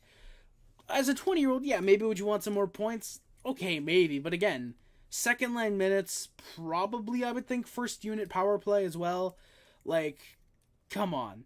Chicago is about to pass the Sens and they only have Bedard. Dude, they really do. Like, Corey Perry's left the team. Taylor Hall just fucking went out for the rest of the year. Like, I feel bad for Taylor Hall. Like, monetary wise, no, because like $6 million to sit on your ass for most of the year at this point, yeah, no, that'd be nice. But gaming wise, he probably wants to be playing. Like, dude's played like 7 games and he's out for the rest of the year. Like, I feel bad for Taylor Hall in like the playing games aspect, I should say. I feel bad for him there. But yeah, like Bedard, he is genuine. Like, I'm in love with Connor Bedard in a non-homosexual manner. Legitimately, that dude is like, he's playing with nobody. Imagine if he was even playing with, like, say, sorry. Imagine if he was playing with, like, I'm trying to think of someone who's, like, a good, like, second liner, not quite a first liner. Imagine he was playing with, like, a Jeff Skinner. How many more points he'd have? Jeff Skinner, unironically, would be low-key goal per game with Connor Bedard. I would genuinely believe that. Habs in 3 to 4 years not making the playoffs. Suzuki requests a trade. How the fuck hasn't Tkachuk requested a trade then yet? He should have done that the second they drafted him. Don't blow it like... Jeff, I can't even say that Bergevin blew it for us, because he got us Nick Suzuki and Cole Caulfield and Joshua Waugh, Logan Mailloux. I'm pretty sure Montembeau was one of his last moves. Arbor Jacki was, I believe, his last move that he did before he was fired. Or one of his first. Like, he set us up very well for the future. Like, if anything, Hugo, and that's not to take away anything that Hugo has done, it was very much like, okay, let's get the last couple pieces we need. Like, it was very much just get the last two top 4D, Lane Hudson and David Reinbacher. Caden Gooley was another Marc Bergevin pick, especially in the last 2 to 3 years. Bergevin did a great job. First, like, 3-4 years, I mean, new GM, gonna get used to it. Not a lot of big time, like, oh, big wins or big losses. Just a lot of, like, okay. Middle years, questionable moves, you can definitely say. Some good, some bad. Those last 3 years, though, Bergevin went from, like, he's pretty alright GM to now, like, I don't fuck around. I am doing what I can to help this team for the future. And he did just that. And even then, those who want to say, oh, well, Josh Anderson could have gotten us a first last year. Is that on Bergevin or on Hugo for not pulling the trigger then? Some people would surprisingly say Bergevin. But Bergevin gave away McDonough and he won a cup and became a captain. No, he didn't, Jeff. Because last time I checked, Ryan McDonough was traded in 2009 and Marc Bergevin was hired in 2012. Yeah, Marc Bergevin was traded June 30th of 2009 for Scott Gomez. And keep in mind, I'm 99% sure 2007 to 2009, that might have been when he was not, like, he would have gone to free agency if he didn't sign. I'm 99% sure. I don't think it's the thing where Ryan McDonough wouldn't have signed, but I'm pretty sure it was a thing where it was like, if McDonough doesn't sign, he's a free agent. Or I think it was both him and Chris Higgins who were pending free agents. I think. I'm not 100% sure, but yeah. McDonough was traded in 2009, and Marc Bergevin was hired in 2012. So he did not trade Ryan McDonough. That would have been... God, who was it? I was going to say Ewan Cormier. I don't think Ewan Cormier was ever a GM. It was fucking... Who was the GM before Bergevin? I forget. Someone's going to remind me in the chat, I'm pretty sure. Bergevin had the balls to trade Subban for Weber, who basically led us to the finals versus Tampa. PK. Yeah, Bob. I mean, like, here's the thing. You look at the... Guy Carbonneau. Thank you, Bob. Yeah, I'm pretty sure it was Carbonneau who traded... or Bob Gainey. It was either Carbonneau or Bob Gainey. I think it was Gainey, actually, who was the one that traded McDonough. Also, fun fact, almost traded for Vincent Lecavalier, the package of which would have included Carey Price, PK Subban, Max Pacioretty, and a first-round pick. God, am I happy Tampa fucking management switched. God, I'm happy that's the case. But yeah, Bob, you look at the Nashville team compared to the Montreal team who made the Cup Finals. Nashville had Yossi. They had, I'm pretty sure, Ryan Ellis. They had Pierre Gauthier. Thank you, Bob. Pierre Gauthier. That's a name I don't remember. But you have again, they have Yossi, Ellis. They have Matthias Ekholm, I'm pretty sure, as well. Probably playing bottom pair minutes, weirdly enough, back then. They have leaders. Montreal, it was Weber. Subban did not deserve a captaincy anywhere he went. I don't think he ever got a captaincy, thankfully. PK didn't need to lead on the ice. He was there to score pretty goals and give himself all the attention. Weber was there to be a team player, especially in Montreal. He was the a team player. He helped the team on and off the ice, and he sacrificed himself, his body, to fucking get the Canadiens to the Cup Finals. It just sucks that the Canadiens ran out of gas against the Lightning. Gauthier was the GM before Bergevin was hired. I did not know that. God damn, I did not know that. But I'm pretty sure it was Bob Gainey. Funny enough, once you mentioned Carbonneau, I remembered it was Gainey. I'm pretty sure it was Gainey who traded McDonough. Can't give away first round D-men. This regimen has a chance to do the right thing. I mean, Jeff, here's the thing. I would argue Bergevin did the right thing. He drafted Caden Gooley. He traded a legitimate number 3 defenseman in PK Subban for a legit number 1 in Shea Weber. This management's drafted 2 number 1 defensemen, Lane Hudson and David Reinbacher.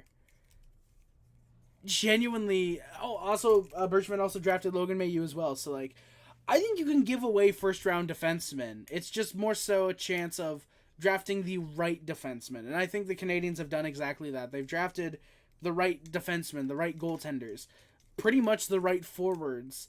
Got the right forwards for the future. I've said it before and I'll say it again. I'm genuinely mind-boggled when there's some Canadiens fans who will say, hey, look, the Canadiens don't have anything for the future. The Canadiens need to be in a rebuild for 3-4 more years. It's like, do you not see the amount of A, defensive depth, B, goaltenders we have, and C, the amount of great future players that we have? And I've said it again, and I've said it on my NHL Insider alt account on Twitter, or X now, sorry. I've said it before, and I'll say it time and time again, probably. You do not need to tank and be bad in a draft to get good players. Trades exist, and the Canadiens have, I'm pretty sure, even said, Hugo have even said, they'll be willing to overpay when their time comes to be a contender to get assets that will help them win a Stanley Cup. They will do that when it's their time. Hell, we don't even need to be bad this year, because Calgary looks like they're going to be terrible next year, and we have their first round pick. Either this year, next year, or 2026. Go look up the trade conditions if you expect me to explain it. I can't. It's like, if Florida... let me look them up right now, actually. Montreal... Actually, let me just look up cap friendly for the Canadiens, because it gives me it right there. So yeah, Calgary's 2025... I see the conditions. Okay, so the conditions on this trade is that if Calgary's 2024 first, this year's first, is between 20th and 32nd, we can take that pick instead. However, in the scenario that Calgary gets Florida's 2025 first round pick, which is then dependent on the Matthew Tkachuk trade, which the Florida 2025 first is lottery protected. That's literally the only condition on it. But if Florida receives that first round pick, then, for example, if both those picks are not top 10, that makes sense, because then they would receive the pick. But if Calgary and Florida's picks are both not in the top 10, Montreal can receive the better of the picks, or Montreal receives the better of the picks. If Calgary's pick is top 10 and Florida's pick is not, Montreal gets Florida's pick. But in the event that Calgary does not get Florida's first round pick in 2025, Montreal gets the Calgary pick, and if Florida's pick is not top 10, but is a better pick than Calgary's, but was transferred to another team due to prior conditions, Montreal then also gets Calgary's 2025 fourth round pick. And in a sub-scenario that Calgary's pick in 2025 is top 10, if Calgary's pick is first overall, Montreal gets Calgary's 2025 third and the better of Calgary and Florida's 2026 first round picks. And 2, if Calgary picks between 2nd and 10th overall, Montreal gets Calgary's 2025 first. So basically, to boil it down, if we can defer to Calgary's 2024 first, if it's between 20 and 32nd, basically playoff team. If Calgary gets Florida's 2025 first, we receive the better of the picks, as long as as long as Calgary's pick is not in the top 10.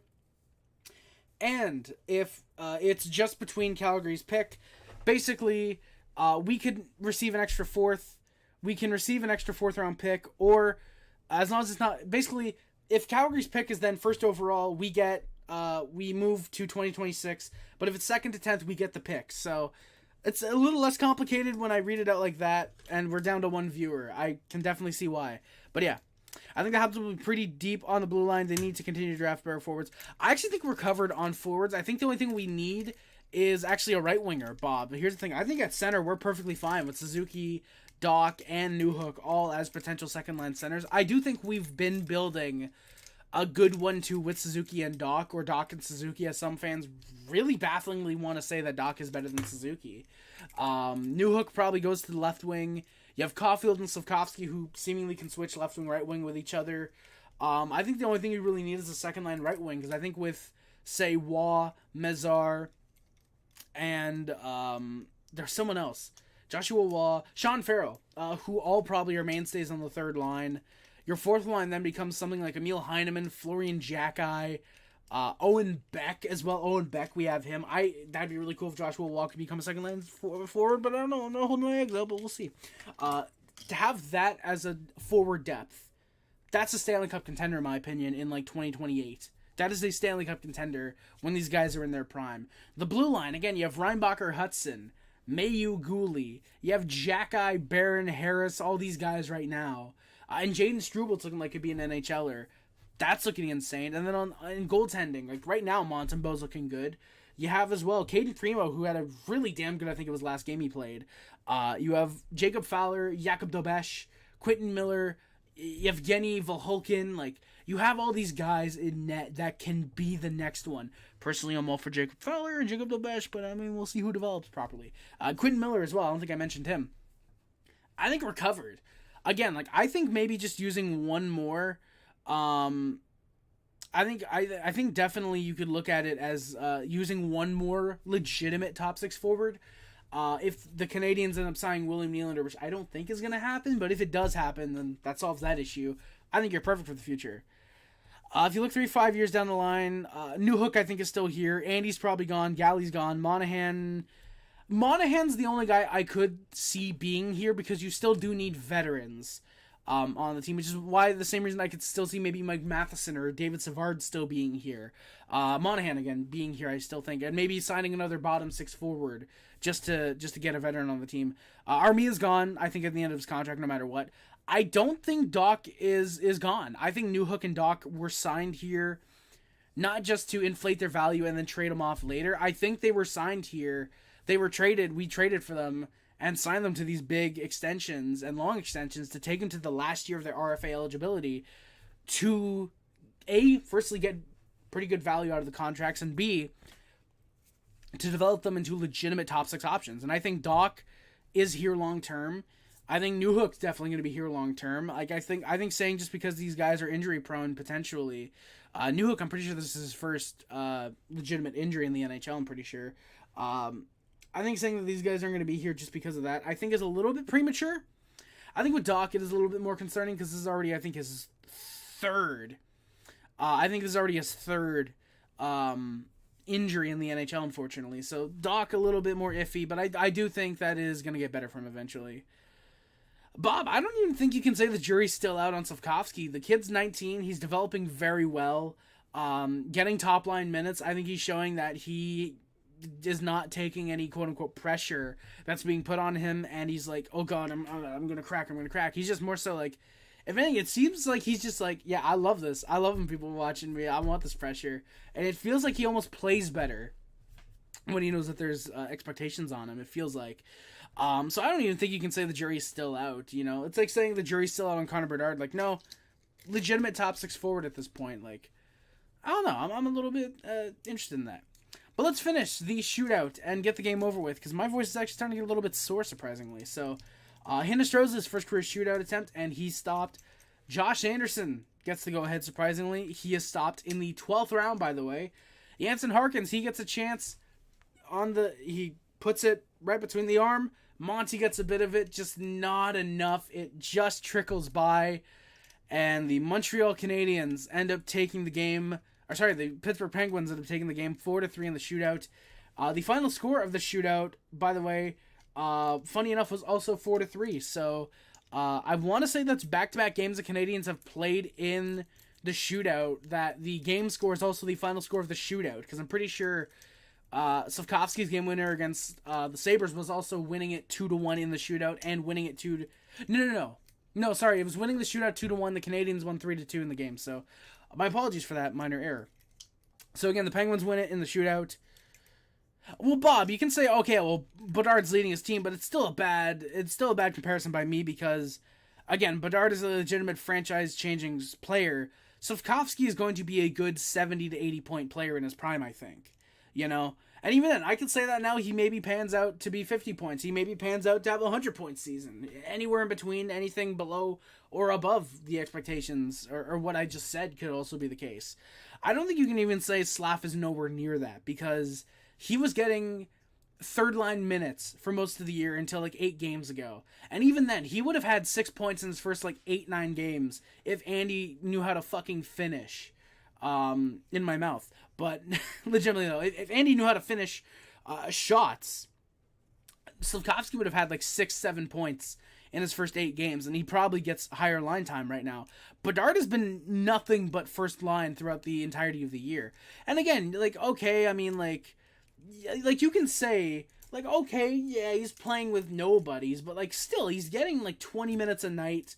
He's still playing with guys who are able to protect him and get the puck off of him. You know, they're able to get the puck, they're able to keep the puck on Bedard and able to defend well for him. So, I mean, I feel like with me, it's more so been trying to give Slavkovsky his own line. That's why they paired him so much with Dvorak, and they put him and Caulfield both with Dvorak. They put him with Josh Anderson to try and get him going early in the year. So, I think it was less about get Slavkovsky as many points as you can, and more so make sure he develops his game, show me a faith in him, let him try and run his own line and see what he can do with his own line. And then recently they put him on the top line, and he's looked a lot better, in my opinion. I think he's looked a lot better, being able to be, I would argue, second wheel with Suzuki on his line. And Caulfield's weirdly enough the odd man out right now that's not performing, surprisingly. So again, while the points might not show it for Yuri Slavkovsky, I think he's developing very, very well, very smoothly. And besides, if you look at the past, you know, you look at a guy like Joe Thornton. How many points did he have in his rookie year, his first, second, third year in the league, and then all of a sudden exploded into being a legitimate superstar in the NHL? Do I think Slavkovsky necessarily turns into a Joe Thornton? As much as that would be great. I mean, they are both very similar. 6'4", 220 is what Joe Thornton is. Slavkovsky is 6'3" and 230. Both were drafted first overall. Both are from Slovakia. No, legitimately though, both are left-handed forwards actually, which is also kind of funny. You know, but you look at it, Slavkovsky actually had a better rookie season than Joe Thornton, because Joe Thornton in 55 games had 3 goals and 7 points. Yuri Slavkovsky in just 39 games had 4 goals and 10 points. So Slavkovsky does get off to a better start in his career than Joe Thornton. Granted, I will say this, Joe Thornton does have a better second year than Yuri Slavkovsky. He has 16 goals, 41 points, very nice amount of pounding minutes, 69 in a full season. Slavkovsky so far just the 2 goals, 7 points, but again, for me it goes back to if Josh Anderson knew how to finish. If Josh Anderson knew how to finish, Slavkovsky probably has about 15 points right now, which, yeah. So, yeah. Do I think Joe Thornton, Yuri Slavkovsky ends up being a Joe Thornton? I mean, that'd be fucking great if we could have a 100 fucking assist player on this team. Have a 100-point player in Yuri Slavkovsky at all. That'd be really awesome. Do I think he ends up being there? We'll see. I would love it. I don't think we will. But I'll be rooting for him to get Gretzky numbers. Even if it doesn't happen, I will be rooting for Slavkovsky to be as good as he can be. You know, I'll be rooting for the dude to get 400 points in a season if he genuinely believes that he could get 400 points in a season. It won't ever happen, but I'll be rooting for him to get there just because I want everybody on the Canadiens to put up the best seasons that they can every year. Yeah. Hey, Unortab, by the way, I'm doing very good. Hope you're doing good as well, my good sir. I'm guessing the dead fool packed up his Wade Red jersey, headed back to Canada. Probably Bob. Harry, I can't let that comment slide. What were you saying about Andy finishing in your mouth? Bob, nothing. I wasn't saying nothing about that. I wasn't saying nothing. Let's just say I was very disappointed by Andy's performance like 5 nights ago. But yeah. God, I'm fucked up. Seriously though. Yeah, so the game is over. The game is done. We talked about it. We're going to get into the Canadian stats, and we'll work our way out of here soon. Don't get me wrong, I want Soft to succeed as well. I would have preferred they put him in Laval before he played a game in Montreal. I mean, yeah, I probably would have as well, Bob. I probably would have wanted him to start the season last year in Laval. I definitely think that would have maybe been better. But I'm honestly fine with the development that he had with the way they're putting him through. Again, you look at, say, the Joe Thornton comparison. He did have a better rookie year than Joe Thornton, who went on to have a pretty fucking good career. Even like Marty St. Louis. You look at a guy like Marty St. Louis, who's the current head coach.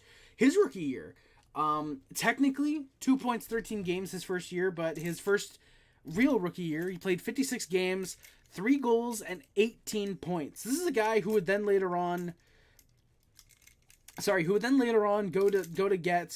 go to have a 94, 100-point season, a couple of 30-goal years, a 40-goal year, wins a Stanley Cup. He's just under point per game in the playoffs. He wins the fucking Art Ross in 2012-2013 with 60 points in 48 games. Remember? Lockout shortened year. He wins the Art Ross twice, actually. He also wins it in 03-04.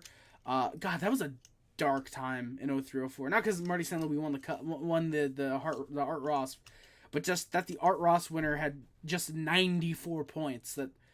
I'm so used to it being over 100. We're very spoiled in the NHL right now. A Lady Bing winner as well. Also, shout out, a Bud Light Plus Minus Award winner is Marty St. Louis as well. But yeah, so I definitely get what Marty St. Louis is doing with Slafkovsky, kind of playing him down, up and down the lineup, giving him all sorts of situations, trying to make him more of a complete player over just exclusively worrying about Slafkovsky's point totals or worrying about his shot maybe not improving, which was already quite solid last year. I think you worry about his overall game now, the shot will either come to him or you can just help him out with that, say, next year.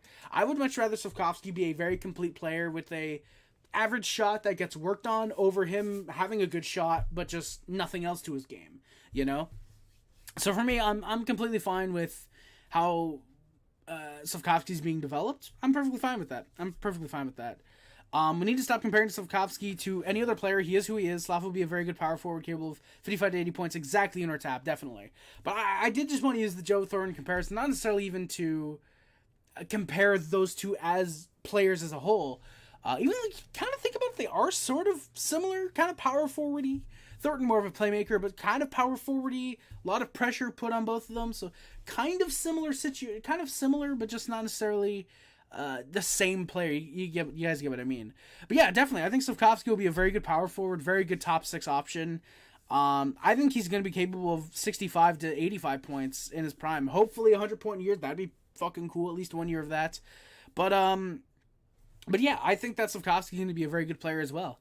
There's just so much pressure on Montreal. The Joe Thornton comparison is different too. Different era. Joe came from London playing in NHL style of rinks, while Slav came from Slovakia. Which, if anything, Bob, should actually give Slafkovsky an even bigger advantage over Joe Thornton's rookie year then, because Joe was used to playing in NHL style rinks, while Slav came over and played relatively well. Again, comparing the European style rinks to the NHL.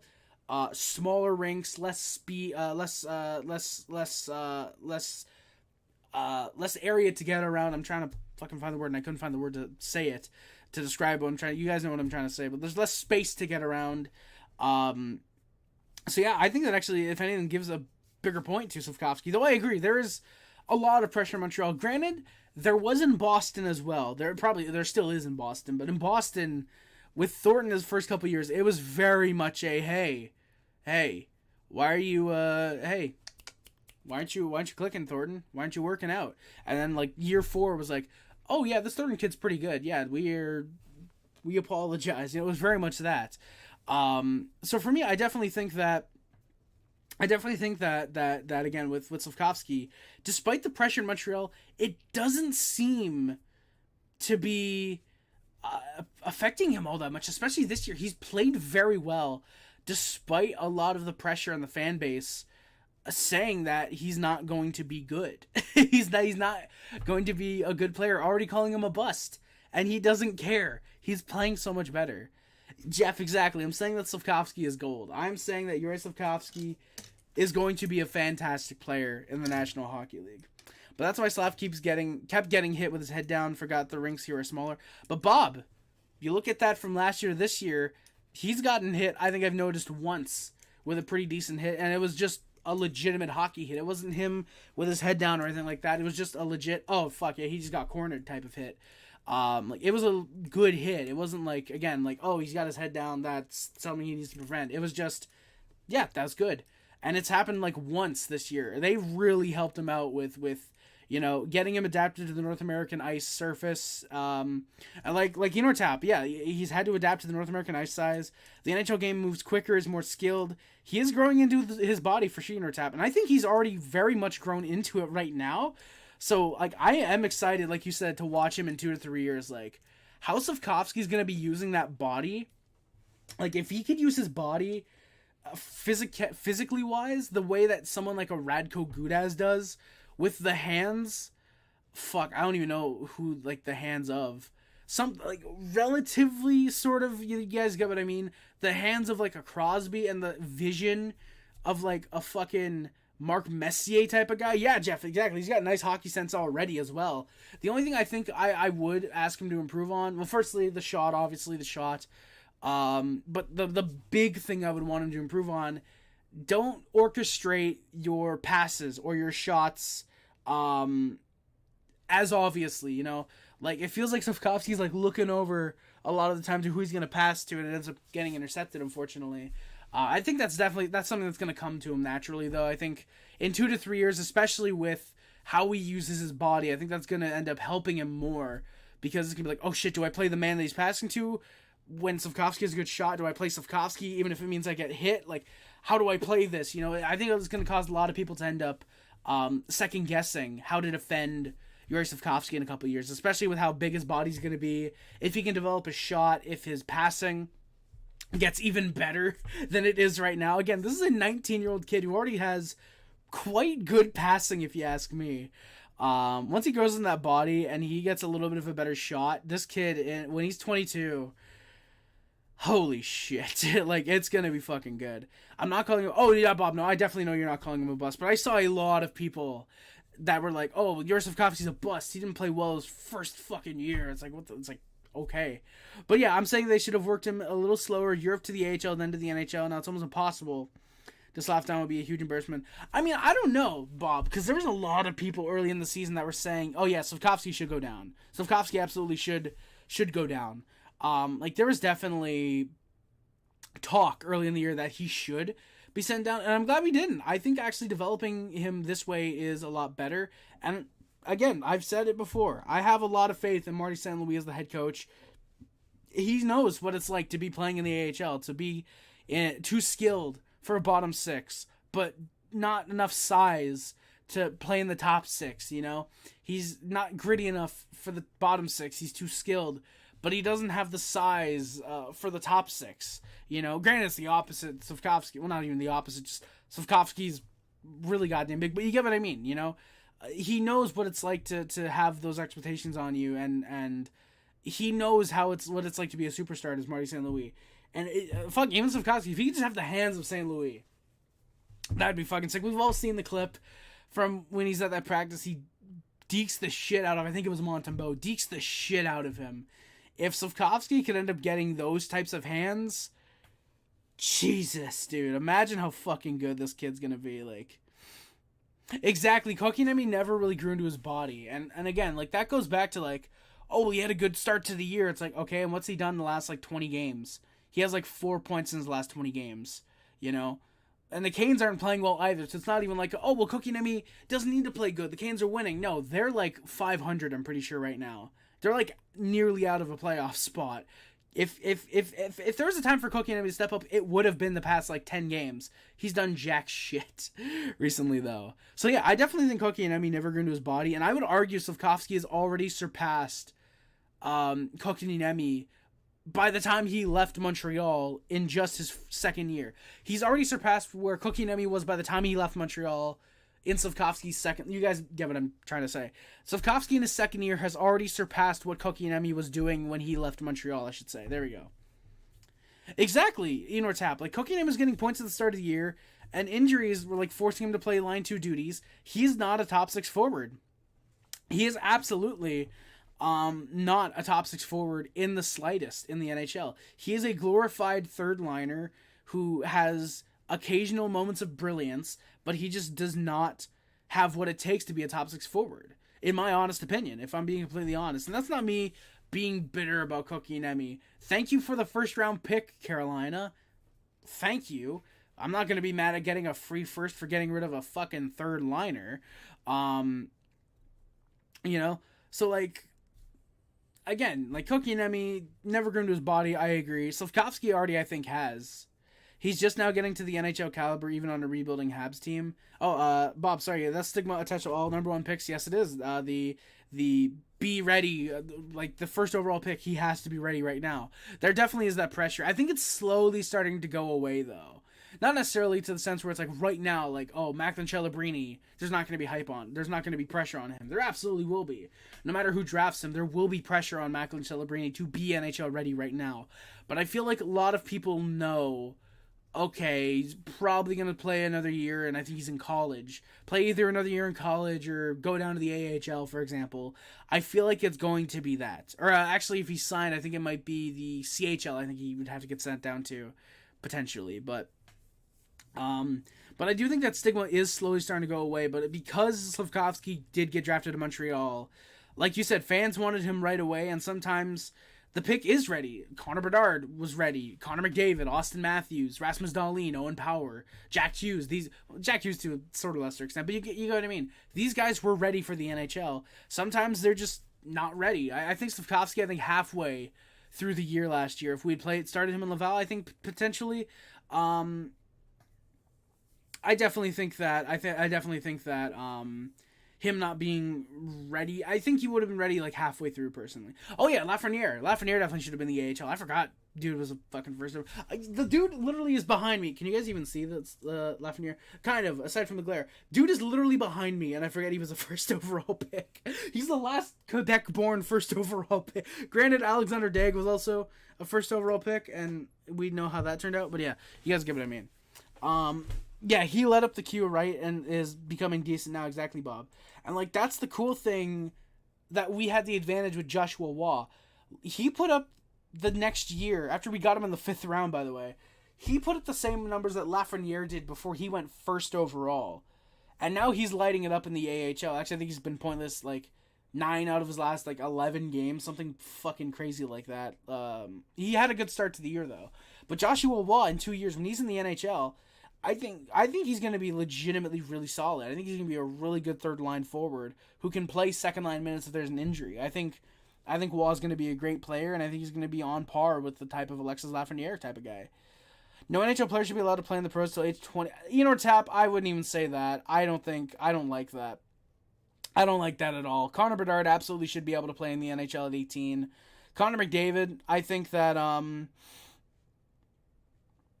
I think that Connor McDavid, Austin Matthews, these guys absolutely should be in the NHL. I think you shouldn't have an age limit on who should be playing in the NHL, aside from obviously 18 when you're an adult. That's the only age limit I would propose. I don't think, age 20, you gotta be clearly ready. It's no, I don't like that. If you end up fucking up a prospect's development, that is on you for playing him too early. Or if he never pans out, okay. Sure, yeah, it gives more room for depth guys to get more ice time. Because, this guy's 23. This guy we just drafted is only 18. We can't play him yet, something like that. But, like, at the same time, I don't like the, oh, you gotta wait till he's 20 rule. Like, no, I don't. No, I think that's just some type of bullshit that the NHL would never implement. I personally, in our tap, I'm not a fan of that rule. No offense, obviously, but just personally me, I'm against that. What a great game tonight. Glad my team came out on top. Our goalie stole that one. All things Sports 17. They ever come by, my good sir? Yeah, it was a very fun game tonight. Very great one. The 12-round shootout was... I was expecting it. I don't think anybody was expecting anything beyond like 5 rounds, maybe 6 rounds, but... Yeah, Nedeljkovic, he played very well. You definitely should be sending a basket to both Carolina and Detroit for letting Nedeljkovic go. Carolina for being cheap bastards, one, and Detroit for not realizing they have a shit defense and that Nedeljkovic wouldn't do good in front of a bad defense. So, at least Detroit, you definitely have to send a flower basket to, my guy, for sure. I think Bettman is still lurking in this chat tonight. Taking notes, Gary Intertapper, Vice Commissioner, and Daly retires. I mean, I don't know, Bob. I feel like I think I can get there. I guess he's back from the game and actually saw Crosby. Hey, NZA, how's it going, man? Glad you got to see the game. Hell yeah. Very few are either physically or mentally ready for the NHL. It's all about proper development, avoiding injuries because physically they're not there yet. Wienertap, again, you look at proper development. Connor Bedard is physically and mentally ready for the NHL. I don't think you should limit him to only playing in the NHL when he's 20. Or Sidney Crosby. These guys. I don't think you should only limit these guys. I don't think you should limit these guys to only start playing in the NHL when they're 20. Because, oh, well, there's a bunch of other guys that aren't ready. You know, that's like saying, oh, well, in order to play in the NHL, you have to, I don't know, be 26. You know, it's like, no. Like, no. It works in the CHL. Well, here's the thing. The exemption rule, the exemption thing for exceptional players. But that's the thing. That's the thing. For me, the CHL is completely different because they are a developmental league. They are a prospect league. They're not the biggest goddamn league in the world. And if the NHL adopted that, it feels like the KHL, the SHL, the Liga, the I'm trying to think of the other goddamn league. I can't right now. The hockey Allsvenskan would have to adapt that rule too. Is no pro players until they're 20. I don't think it works in the NHL. It works in the CHL, you know, because do you really want to see a 25-year-old playing in the CHL? As funny as that would be, it would completely ruin the league. They'd be just completely filled with 25-year-olds if you could have Bukanji Mama playing until he's 25 and not have to go to the ECHL or the AHL, for example, you know? Not saying that Bukanji Mama wouldn't be fit for an NHL or AHL lineup. I think he's perfect in the AHL. But, you know, if we're just going with, like, you have to look again at the CHL that they have an age limit for underagers and overagers. I think you have to be, 16 to be in the CHL. But again, they have the exceptional player status where you can play if you're like 15 or 14, I think it is. I think it's 15. You can play a year earlier, I'm pretty sure it is. And then overagers, once you hit like 21 or 20, something like that, you can't play in the league anymore. You can't play in the 3 leagues technically because the OHL, WHL, and the QMJHL. So, yeah. Hey, NZA, you literally saw him? Hell yeah. I hope you told him that, Harry Rice is a fan. And that in the Sim League, he kind of fucking sucks. I hope you told him that, NZA. Backup for Tristan Jarry. Reminds me of when we went back-to-back. There's no drop-off between goalies. All things sports, yeah, like that does remind me. It sucks that you guys don't have as good of a defense as you do then, and that the depth up front is very weak compared to when you won the back-to-back cups. That does suck, because I do like Sidney Crosby. I like Malkin. Letang, a homeboy from Quebec. Obviously, I'm a fan of him. Erik Karlsson is... Yeah. Sorry, boys. I had to sneeze real quick. But yeah, I do think that there's certain issues with the Penguins. Again, the depth up front, the defense... EK not really knowing what defense is. Especially tonight. There was like 5 turnovers from Erik Karlsson that almost turned into Habs goals.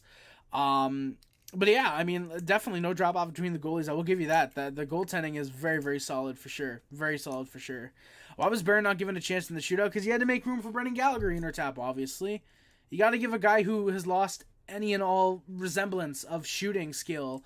You got to give him a chance in the shootout, obviously. You got to give Josh Anderson a chance in the shootout. You can't be giving guys with actual skill in the shootout. No, legitimately, though. I actually don't know why Justin Barrett was given a chance. I actually don't know. Pizzetta, I would assume, by the way, for anyone asking, I would assume it was because just, fuck it, why not? Pizzetta, let the fourth line grinder win the game, maybe. But, yeah, unfortunately, this didn't happen, so I would have no clue. Here you can be drafted by an NHL team, play college hockey, go in for the NCAA tournament, and come back for the playoffs like Caulfield. Yes, exactly, all things sports. Yeah, like Caulfield did during 2020. You can play in the NCAA, whatever. Yeah, and like you can get drafted by an NHL team, play in college in the NCAA, and like you said, sign your ELC, go to the Canadiens like Caulfield did. I think played 5 games in the regular season, and then went to played in the regular season 5 games, and then the playoff run, obviously. So yeah, you can definitely be drafted by an NHL team. That definitely makes sense. We're talking about the like an age limit for like the CHL. And what they have. I am happy about that, though. Once you're drafted by an NHL team, you can still play in college. I am happy. It's not like, all right, you're drafted, go play elsewhere. Yes, Randy, yes, 2 hours plus for the holidays. By the way, boys, we are officially sort of on the road to 1,000 subscribers now. We're more so on the road to 3,000 public watch hours in the last year.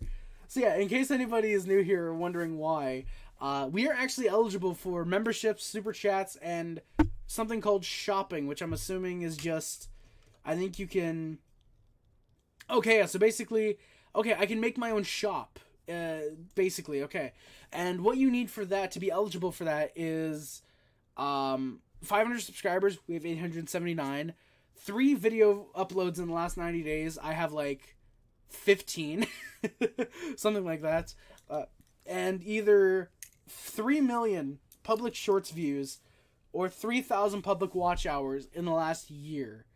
So, yeah.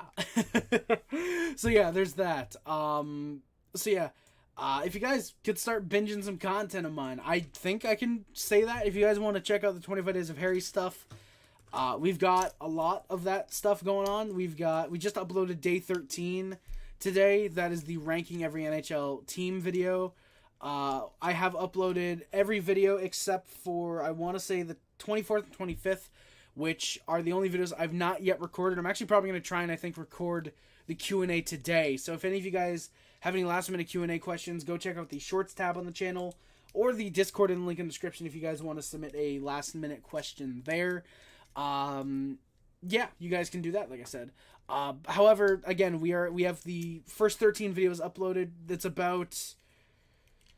God, if I had to estimate, probably about 12 hours of content, something like that. 12 hours of content so far within the month. So yeah, if you guys could check that out, that'd be much appreciated. Hey, great show, good night all. Rawr. Thank you, Randy. Appreciate it, man. Thank you for coming by, my good sir. Hope to see you in the future. And of course, Rawr once again. The Sens are wieners, taps. Good night to... I'll get some Z's, Harry out. Hey, Jeff, thank you for coming by, my good sir. I will definitely be sure to get some Z's eventually. Shifting gear here. I was fascinated watching your top favorite hockey cards videos. I have some, speaking of 25 Days of Harry, I have some cards, but mostly old O-Pee-Chee sets and maybe an Upper Deck set or two. Well done. Thank you, Bob. I appreciate it. Yeah. I'm a massive hockey card collector. I love collecting a lot of hockey cards. I'm definitely more of a, like, modern card collector guy, mostly just because those are the sets that are my era of hockey, just like with Bob. The O-Pee-Chee stuff, I'm assuming, is probably like O-Pee-Chee, I think, started in the mid-80s, late 80s, but I'm assuming yours are probably like the 90s cards. That's when you were probably watching hockey a lot, and probably were I don't know what I'm trying to say there, but like it's probably like, you know what I mean, it's probably when you're like most interested in the sport, and that's probably what you have a lot of the sets of.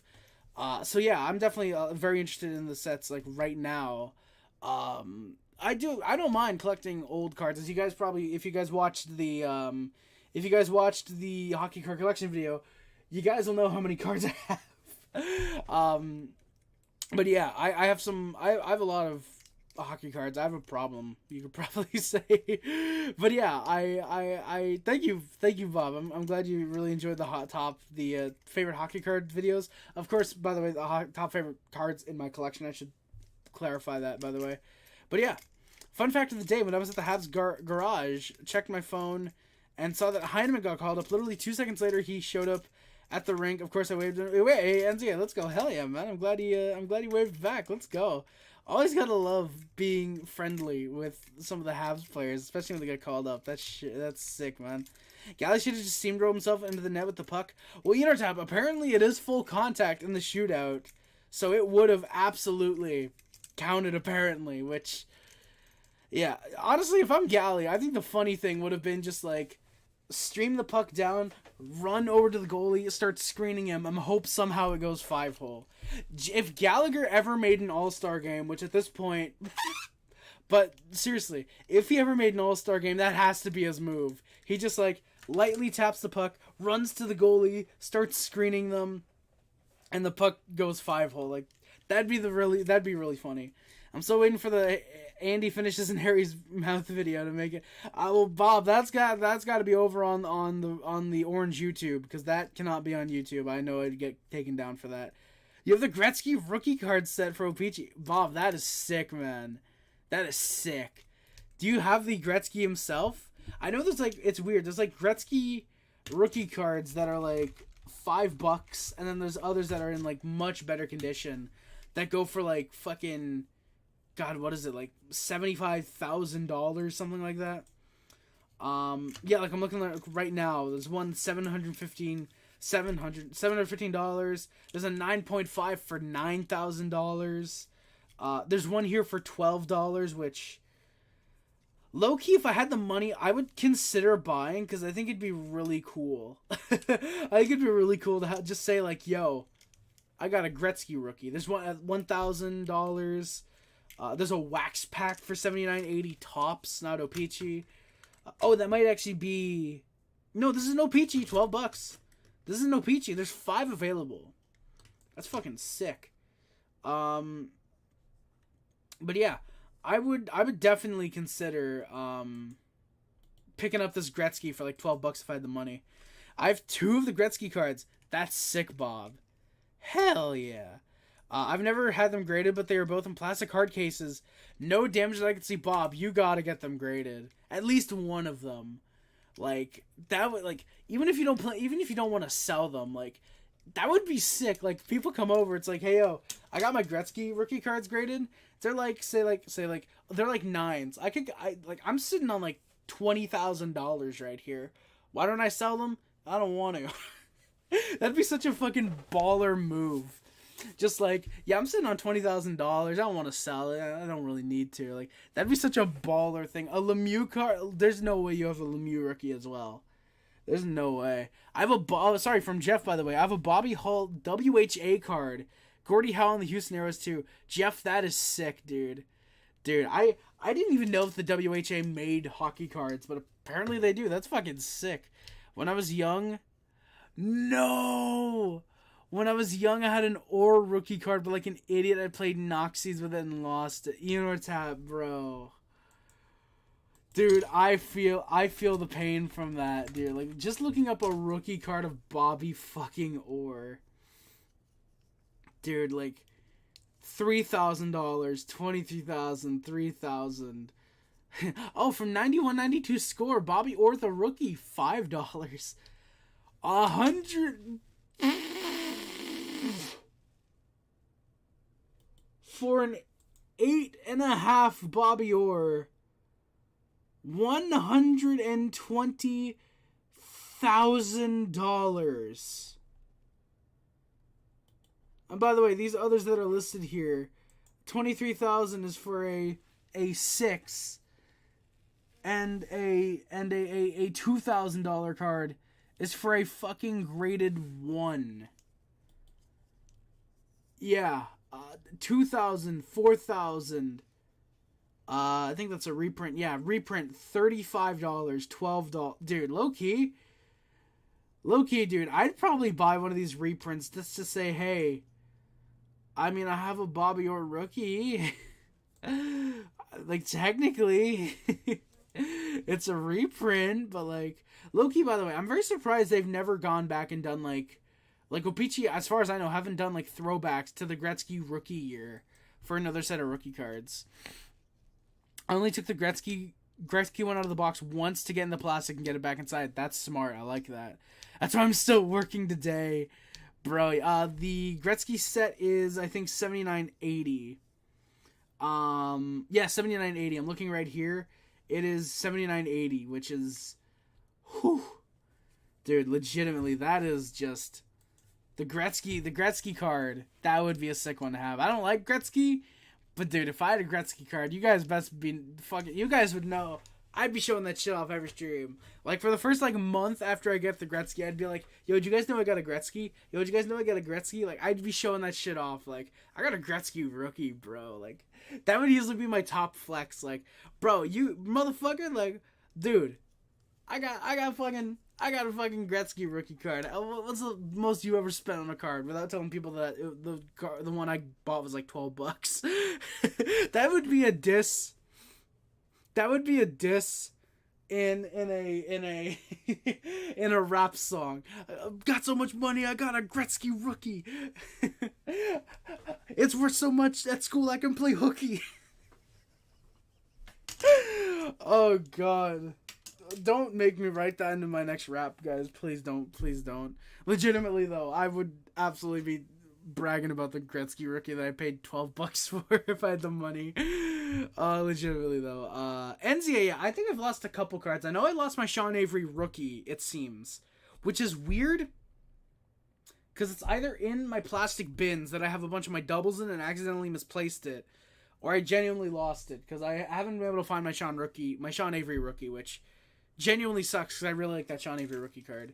I had no idea the value of cards back in the day when I was 9. Winner of Noxie's kept the card. I mean, yeah, Intertap. I mean, at the time, it was just like, oh, cool. I like, okay, Bobby, I can get like 18 cards if I wager like mine. Oh, that's cool. Yeah, like when you're a kid, it's like fucking cool. I'll take value. I'll take the quantity over, the qualities. And fucking, I don't blame you. Just, yeah, I've still kept cards. Yeah, NCAA, yeah. Like since I started collecting, like I haven't bought in a lot of boxes. Like, even, like, the cards that I open... I'm spoiling a future video. But, like, even, like, the packs that I should say that I've kept up here, I've since moved them. But, the packs that I kept up here, those were not from, like, box sets. They were just dollar store packs. But, like, I've bought in, like... the ones I've actually gotten, like, the boxes I've gotten of cards, they've always been, for my birthday. Or Christmas, sorry. I got the... I think it was a set of 1920 Upper Deck I got for my birthday. 2, I think 2021 Opeachies. Those are great sets, by the way. Fucking $45, and the Kirill Kaprizov I have from that set is like a couple $100. Like, that's fucking worth it. I think that's all. Oh, yeah, I have a box of. Is it MVP? I don't think it's a box of MVP I got for Christmas one year. The year before, actually, or 3 years ago, I think I got that box of MVP. So yeah, definitely, like, absolutely, like the 2 boxes of Opeachy were worth. I think the entire set was $95. My dad yelled at me for 3 days after I bought it. I never told him I bought a second Gretzky card the same day. He would have had a heart attack. Bob, probably. Like, Jesus, bro, like the set, like Gretzky. I'm assuming because you probably got Gretzky in that set, and then you get the second one. It's like, holy shit, like that's insane. What's even more insane to me, weirdly enough, is that the Bobby Orr rookie is worth more than the Gretzky. I know it's probably like, oh, Gretzky, there's probably like 100,000 of them. The Bobby Orr is like that. Actually, now that I'm thinking about it, it does make sense. It does make sense because like. 66, 67, those cards are fucking rare, even without the Bobby Orr, probably. Like, tell me how many times you guys have found a 66, 67, sorry, I had to cough real quick. Tell me how many times you guys have found, like, I have found like a 66, 67 card out in the open, like for people selling cards. And then tell me how many times you found like an early 80s card. Like I find 80s cards way more often than a mid to late 60s card. So Bobby Orr is already super rare, more rare than the Wayne Gretzky, to the point like a pretty okay Gretzky compared to a pretty okay Bobby Orr. The Gretzky's worth like $30. Bobby Orr is still worth like $1,500 at a fucking graded 1, which is just like insane. Yeah, without the Gretzky card, the set would probably be worth like $20 easily. Because like with the Gretzky, there's like chances. There's like a possibility of like, well, if it's not graded, we don't know how much it is, so just price it at a whatever. But yeah, like even then, like $20 for an entire set of cards, I'd pay that easily. I would pay even like $95 if it guarantees me the whole set. I'd consider it. I'd consider throwing down $100 for an entire set of hockey cards. But then, like for me at least, that kind of takes the fun out of it. Of like, I just have like 3 cards left to collect this set. How can I gotta buy more packs, you know? Which now I'm starting to realize that's how people get into gambling. Because it's like, I'm 3 hits away from getting the jackpot. That's how you end up mortgaging your house, and you have to give fucking blowies behind an alleyway for like $5 just to make rent that month. I should probably go to the alley sometime. No, seriously though. Seriously though, yeah, Bobby Orr is super rare. Yeah, I just looked it up. Like I said, the fucking prices are crazy. Taps in tears. Oh no, Tap. Exactly, Bob. Yeah, back then, like in the 60s, even when Gretzky was around to a certain extent, like nobody collected them. Like the cards are really just made, just fucking print them out, whatever. Give them some bubble gum. Give the kids some bubble gum. They were like $15, like 15 cents back then as well. So it's like, dude, imagine being a fucking time traveler. You go back with like $100. You go back to 66, 67. You give the dude $100, buy out, or you buy $100 worth of packs from back then. And you keep in mind, again, like 15, 20 cents. You get like 10 packs, or like you get like 8 packs. Dude, imagine $100. How many fucking Bobby Orrs you could get, dude, if you're a fucking time traveler, dude. That's why I don't think time traveling exists, partly. Because there'd be someone really smart who'd go back and buy Bobby Orr cards, or buy fucking Apple from Steve Jobs. Like, rob a bank currently, go in, fucking time travel device, go and buy Apple. Then again, do we know that Steve Jobs isn't a time traveler? Yeah, because his life is pretty well documented, honestly. But yeah, legitimately though, like someone would go in and buy a ton of Bobby Orr rookie cards, burn like half of them, make that shit rare as fuck, and then sell them modern day. Like, there's always that. But then again, there'll also probably be somebody else who wants to fuck over these other people who try and go back in time and hurt Bobby Orr in some way. There's a lot of complexities about time travel, which is why I don't think it's possible, and probably never will be, unfortunately. At least not for a fucking long time. I don't know if it ever will be fully developed. Yeah, I remember putting baseball cards in the little spokes of your bike wheels, make that as you all of that, put in your bike wheel. Yeah, I never did that, but I remember seeing kids who used to do that and be like, "Oh my god, that's so cool! I want to do that." And then I never got a bike just because I didn't know how to ride a bike, and I was too scared to try and learn when I was a kid. Yeah, definitely not mint cards anymore in your tab for sure. Yeah, steal all the Beatles tunes, claim them for yourself. Exactly, Jeff. Like, or go back like 4 years before the Beatles came out, claim you wrote those songs and start performing them. So yeah, it's like, I mean, to be fair, Twist and Shout I think was not a Beatles original. Beatles original.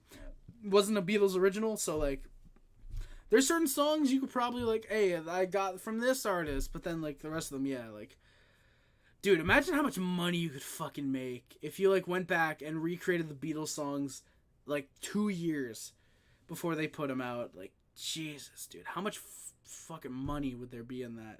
Beatles, Elvis, again, hockey card, any type of cards that are actually valuable. Like, dude, like, think about it. fucking nuts.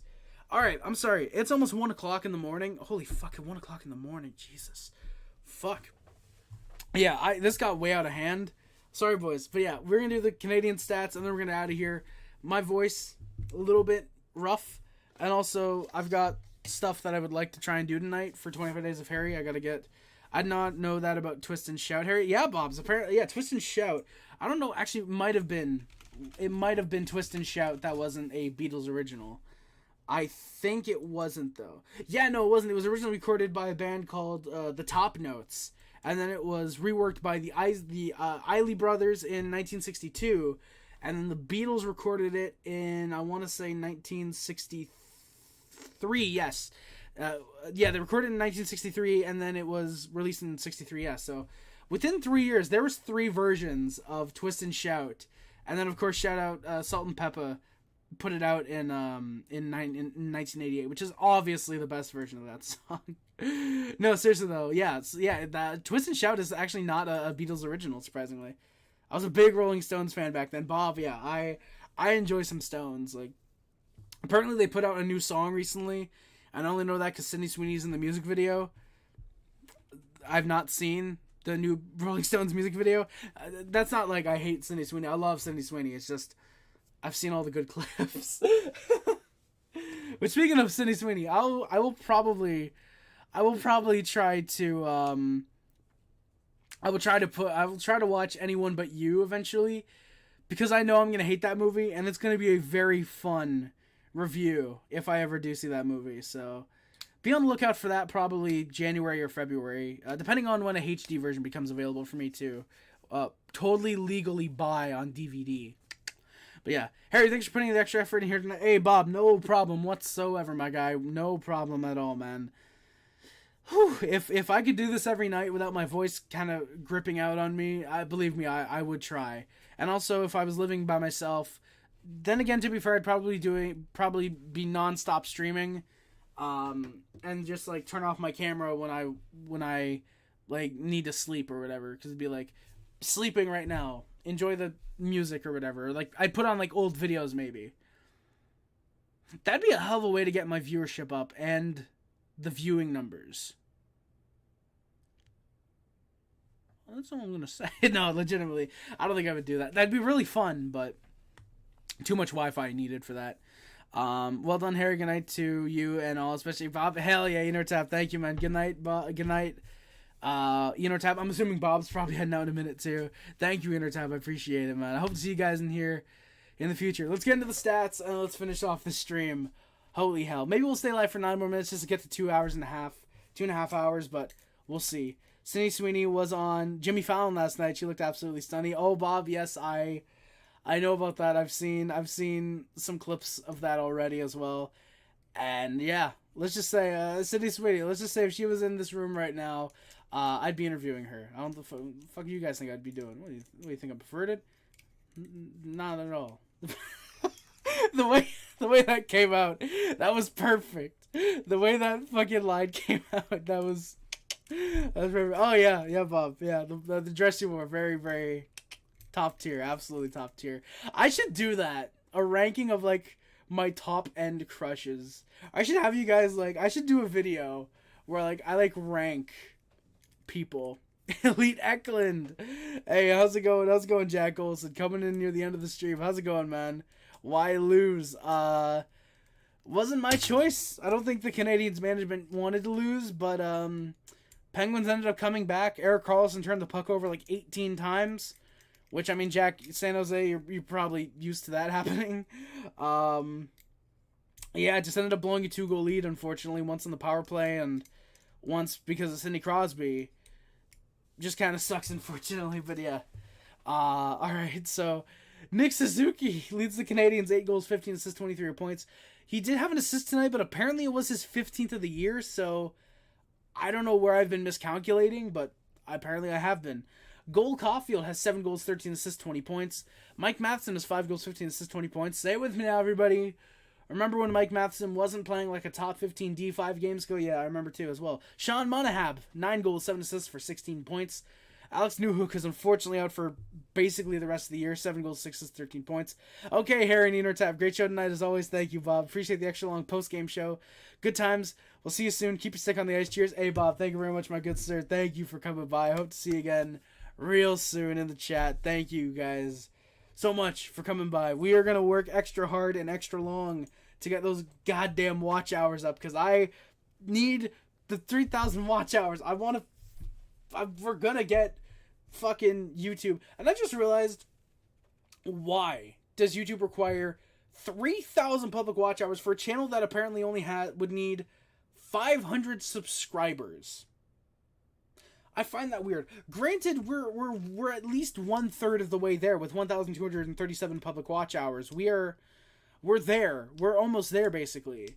And, like, we're probably going to get there further. But here, I don't know. I don't know how I feel. I feel like as we get more subscribers, obviously, it's going to start going up. But I would like for the membership thing to be able to have that before 1,000 subscribers. Because then at 1,000 subscriber. Then again, to be fair. Oh, never mind, actually. So to get ads on a page, that actually becomes 4,000 public watch hours. So let's focus on 3,000 first, and then we'll go to 4 hours. Oh, God. Bob coming in with him, by the way. Oh, no. I'm scared. Alex Newhook, who's unfortunately for basically feels like the rest of the year. It seems like the rest of the year. 7 goals, 6 assists, 13 points. Brendan Gallagher, 5 goals, 5 assists, 10 points. Hey. Justin Barron, 5 goals, 4 assists, 9 points. Jake Evans, 2 goals, 7 assists, 9 points. Tanner Pearson, 4 goals, 4 assists, 8 points. I hyped up your new rap song on Talking Habs the other night. I hope some peeps came over to see it. Rick was very curious to see it. Bob, you're the fucking goat, my man. Thank you so much, Bob, dude. I hope Rick listened to it. Dude, I gotta check in with Rick sometime. Next time, I'm gonna ask Rick to come on his live stream sometime. And I'm gonna show up. I'm gonna have like a sideways hat. I don't even know if I have a chain anymore. I still might have my old rapper chain from when I was in high school, because I was a cringy little fuck. But see if I still have that. I just like show up and act like I'm a fucking big rapper or whatever at first. Oh, God, that would be the shit. Oh my God, I gotta do that. Actually, I just realized, by the way, is the public watch hours strictly for videos or for everything? I'm assuming it's for everything, because it just says public watch hours. Come back, Doc. Oh, Jeff, dude, yeah, man. Yes, a Flavor Flav chain. Yeah, like, I got your back, man. Bob, again, thank you, man. I appreciate that. Yeah, just like a giant-ass Flavor Flav chain with the Habs logo. I need, like, a Habs fan TV. Fucking, like, the style of, like, a chain that fucking Danick has. I need something like that. That would be really funny. Oh, God. Alright. Kaden Gooley, 2 goals, 6 assists, 8 points. Yaroslavkovsky, 2 goals, 5 assists, 7 points. Jonathan Kovacevic, 4 goals and an assist for 5 points. Jesse Ullinen, 3 goals, 2 assists for 5 points. Dude, yes, Bob. It's too bad Halloween just ended. Exactly, yeah. Like, those chains probably would have been so easy to find. Now I gotta wait, like, a whole nother, like, 9 months at this point, because they probably start putting stuff out in September. But yeah, Bob, thank you for coming by, man. Again, appreciate it. I hope to see you in the future, man. Holy shit. Alright, let's finish this off. Let's get the stream ended. Ooh, alright, where am I? Sorry. Where was I? Slavkovsky, Ullinen, Christian Dvorak and Josh Anderson each have a goal for 4 assists, 5 points. Gustav Lindstrom, 3 goals and assists for 4 points.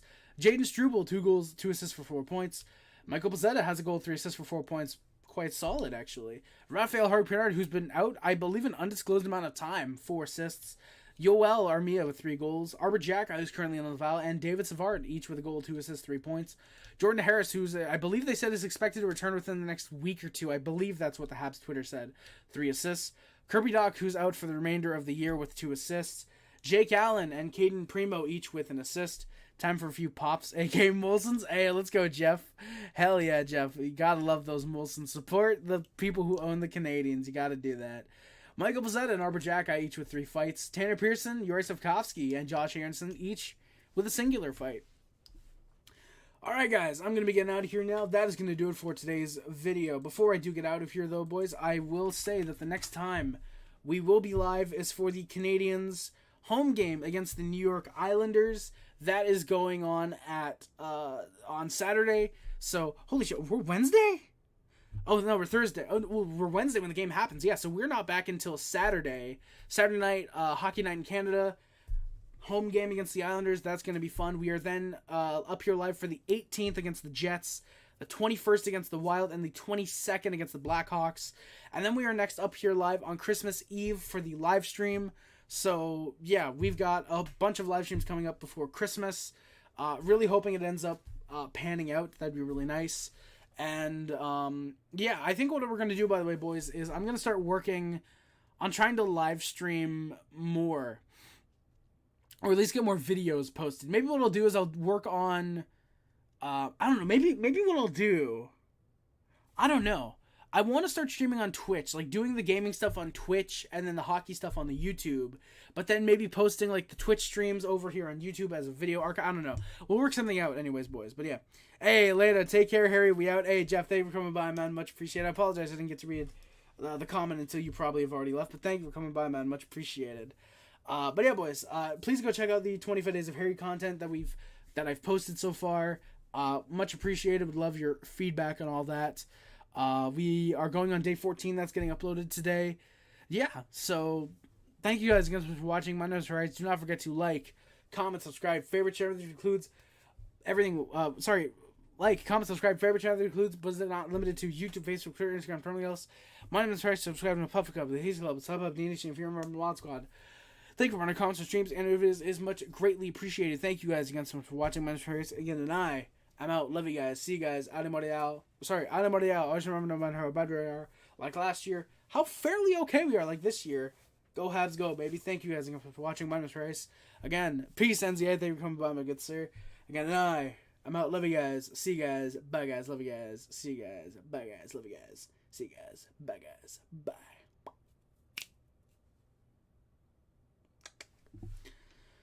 Alright, time to go.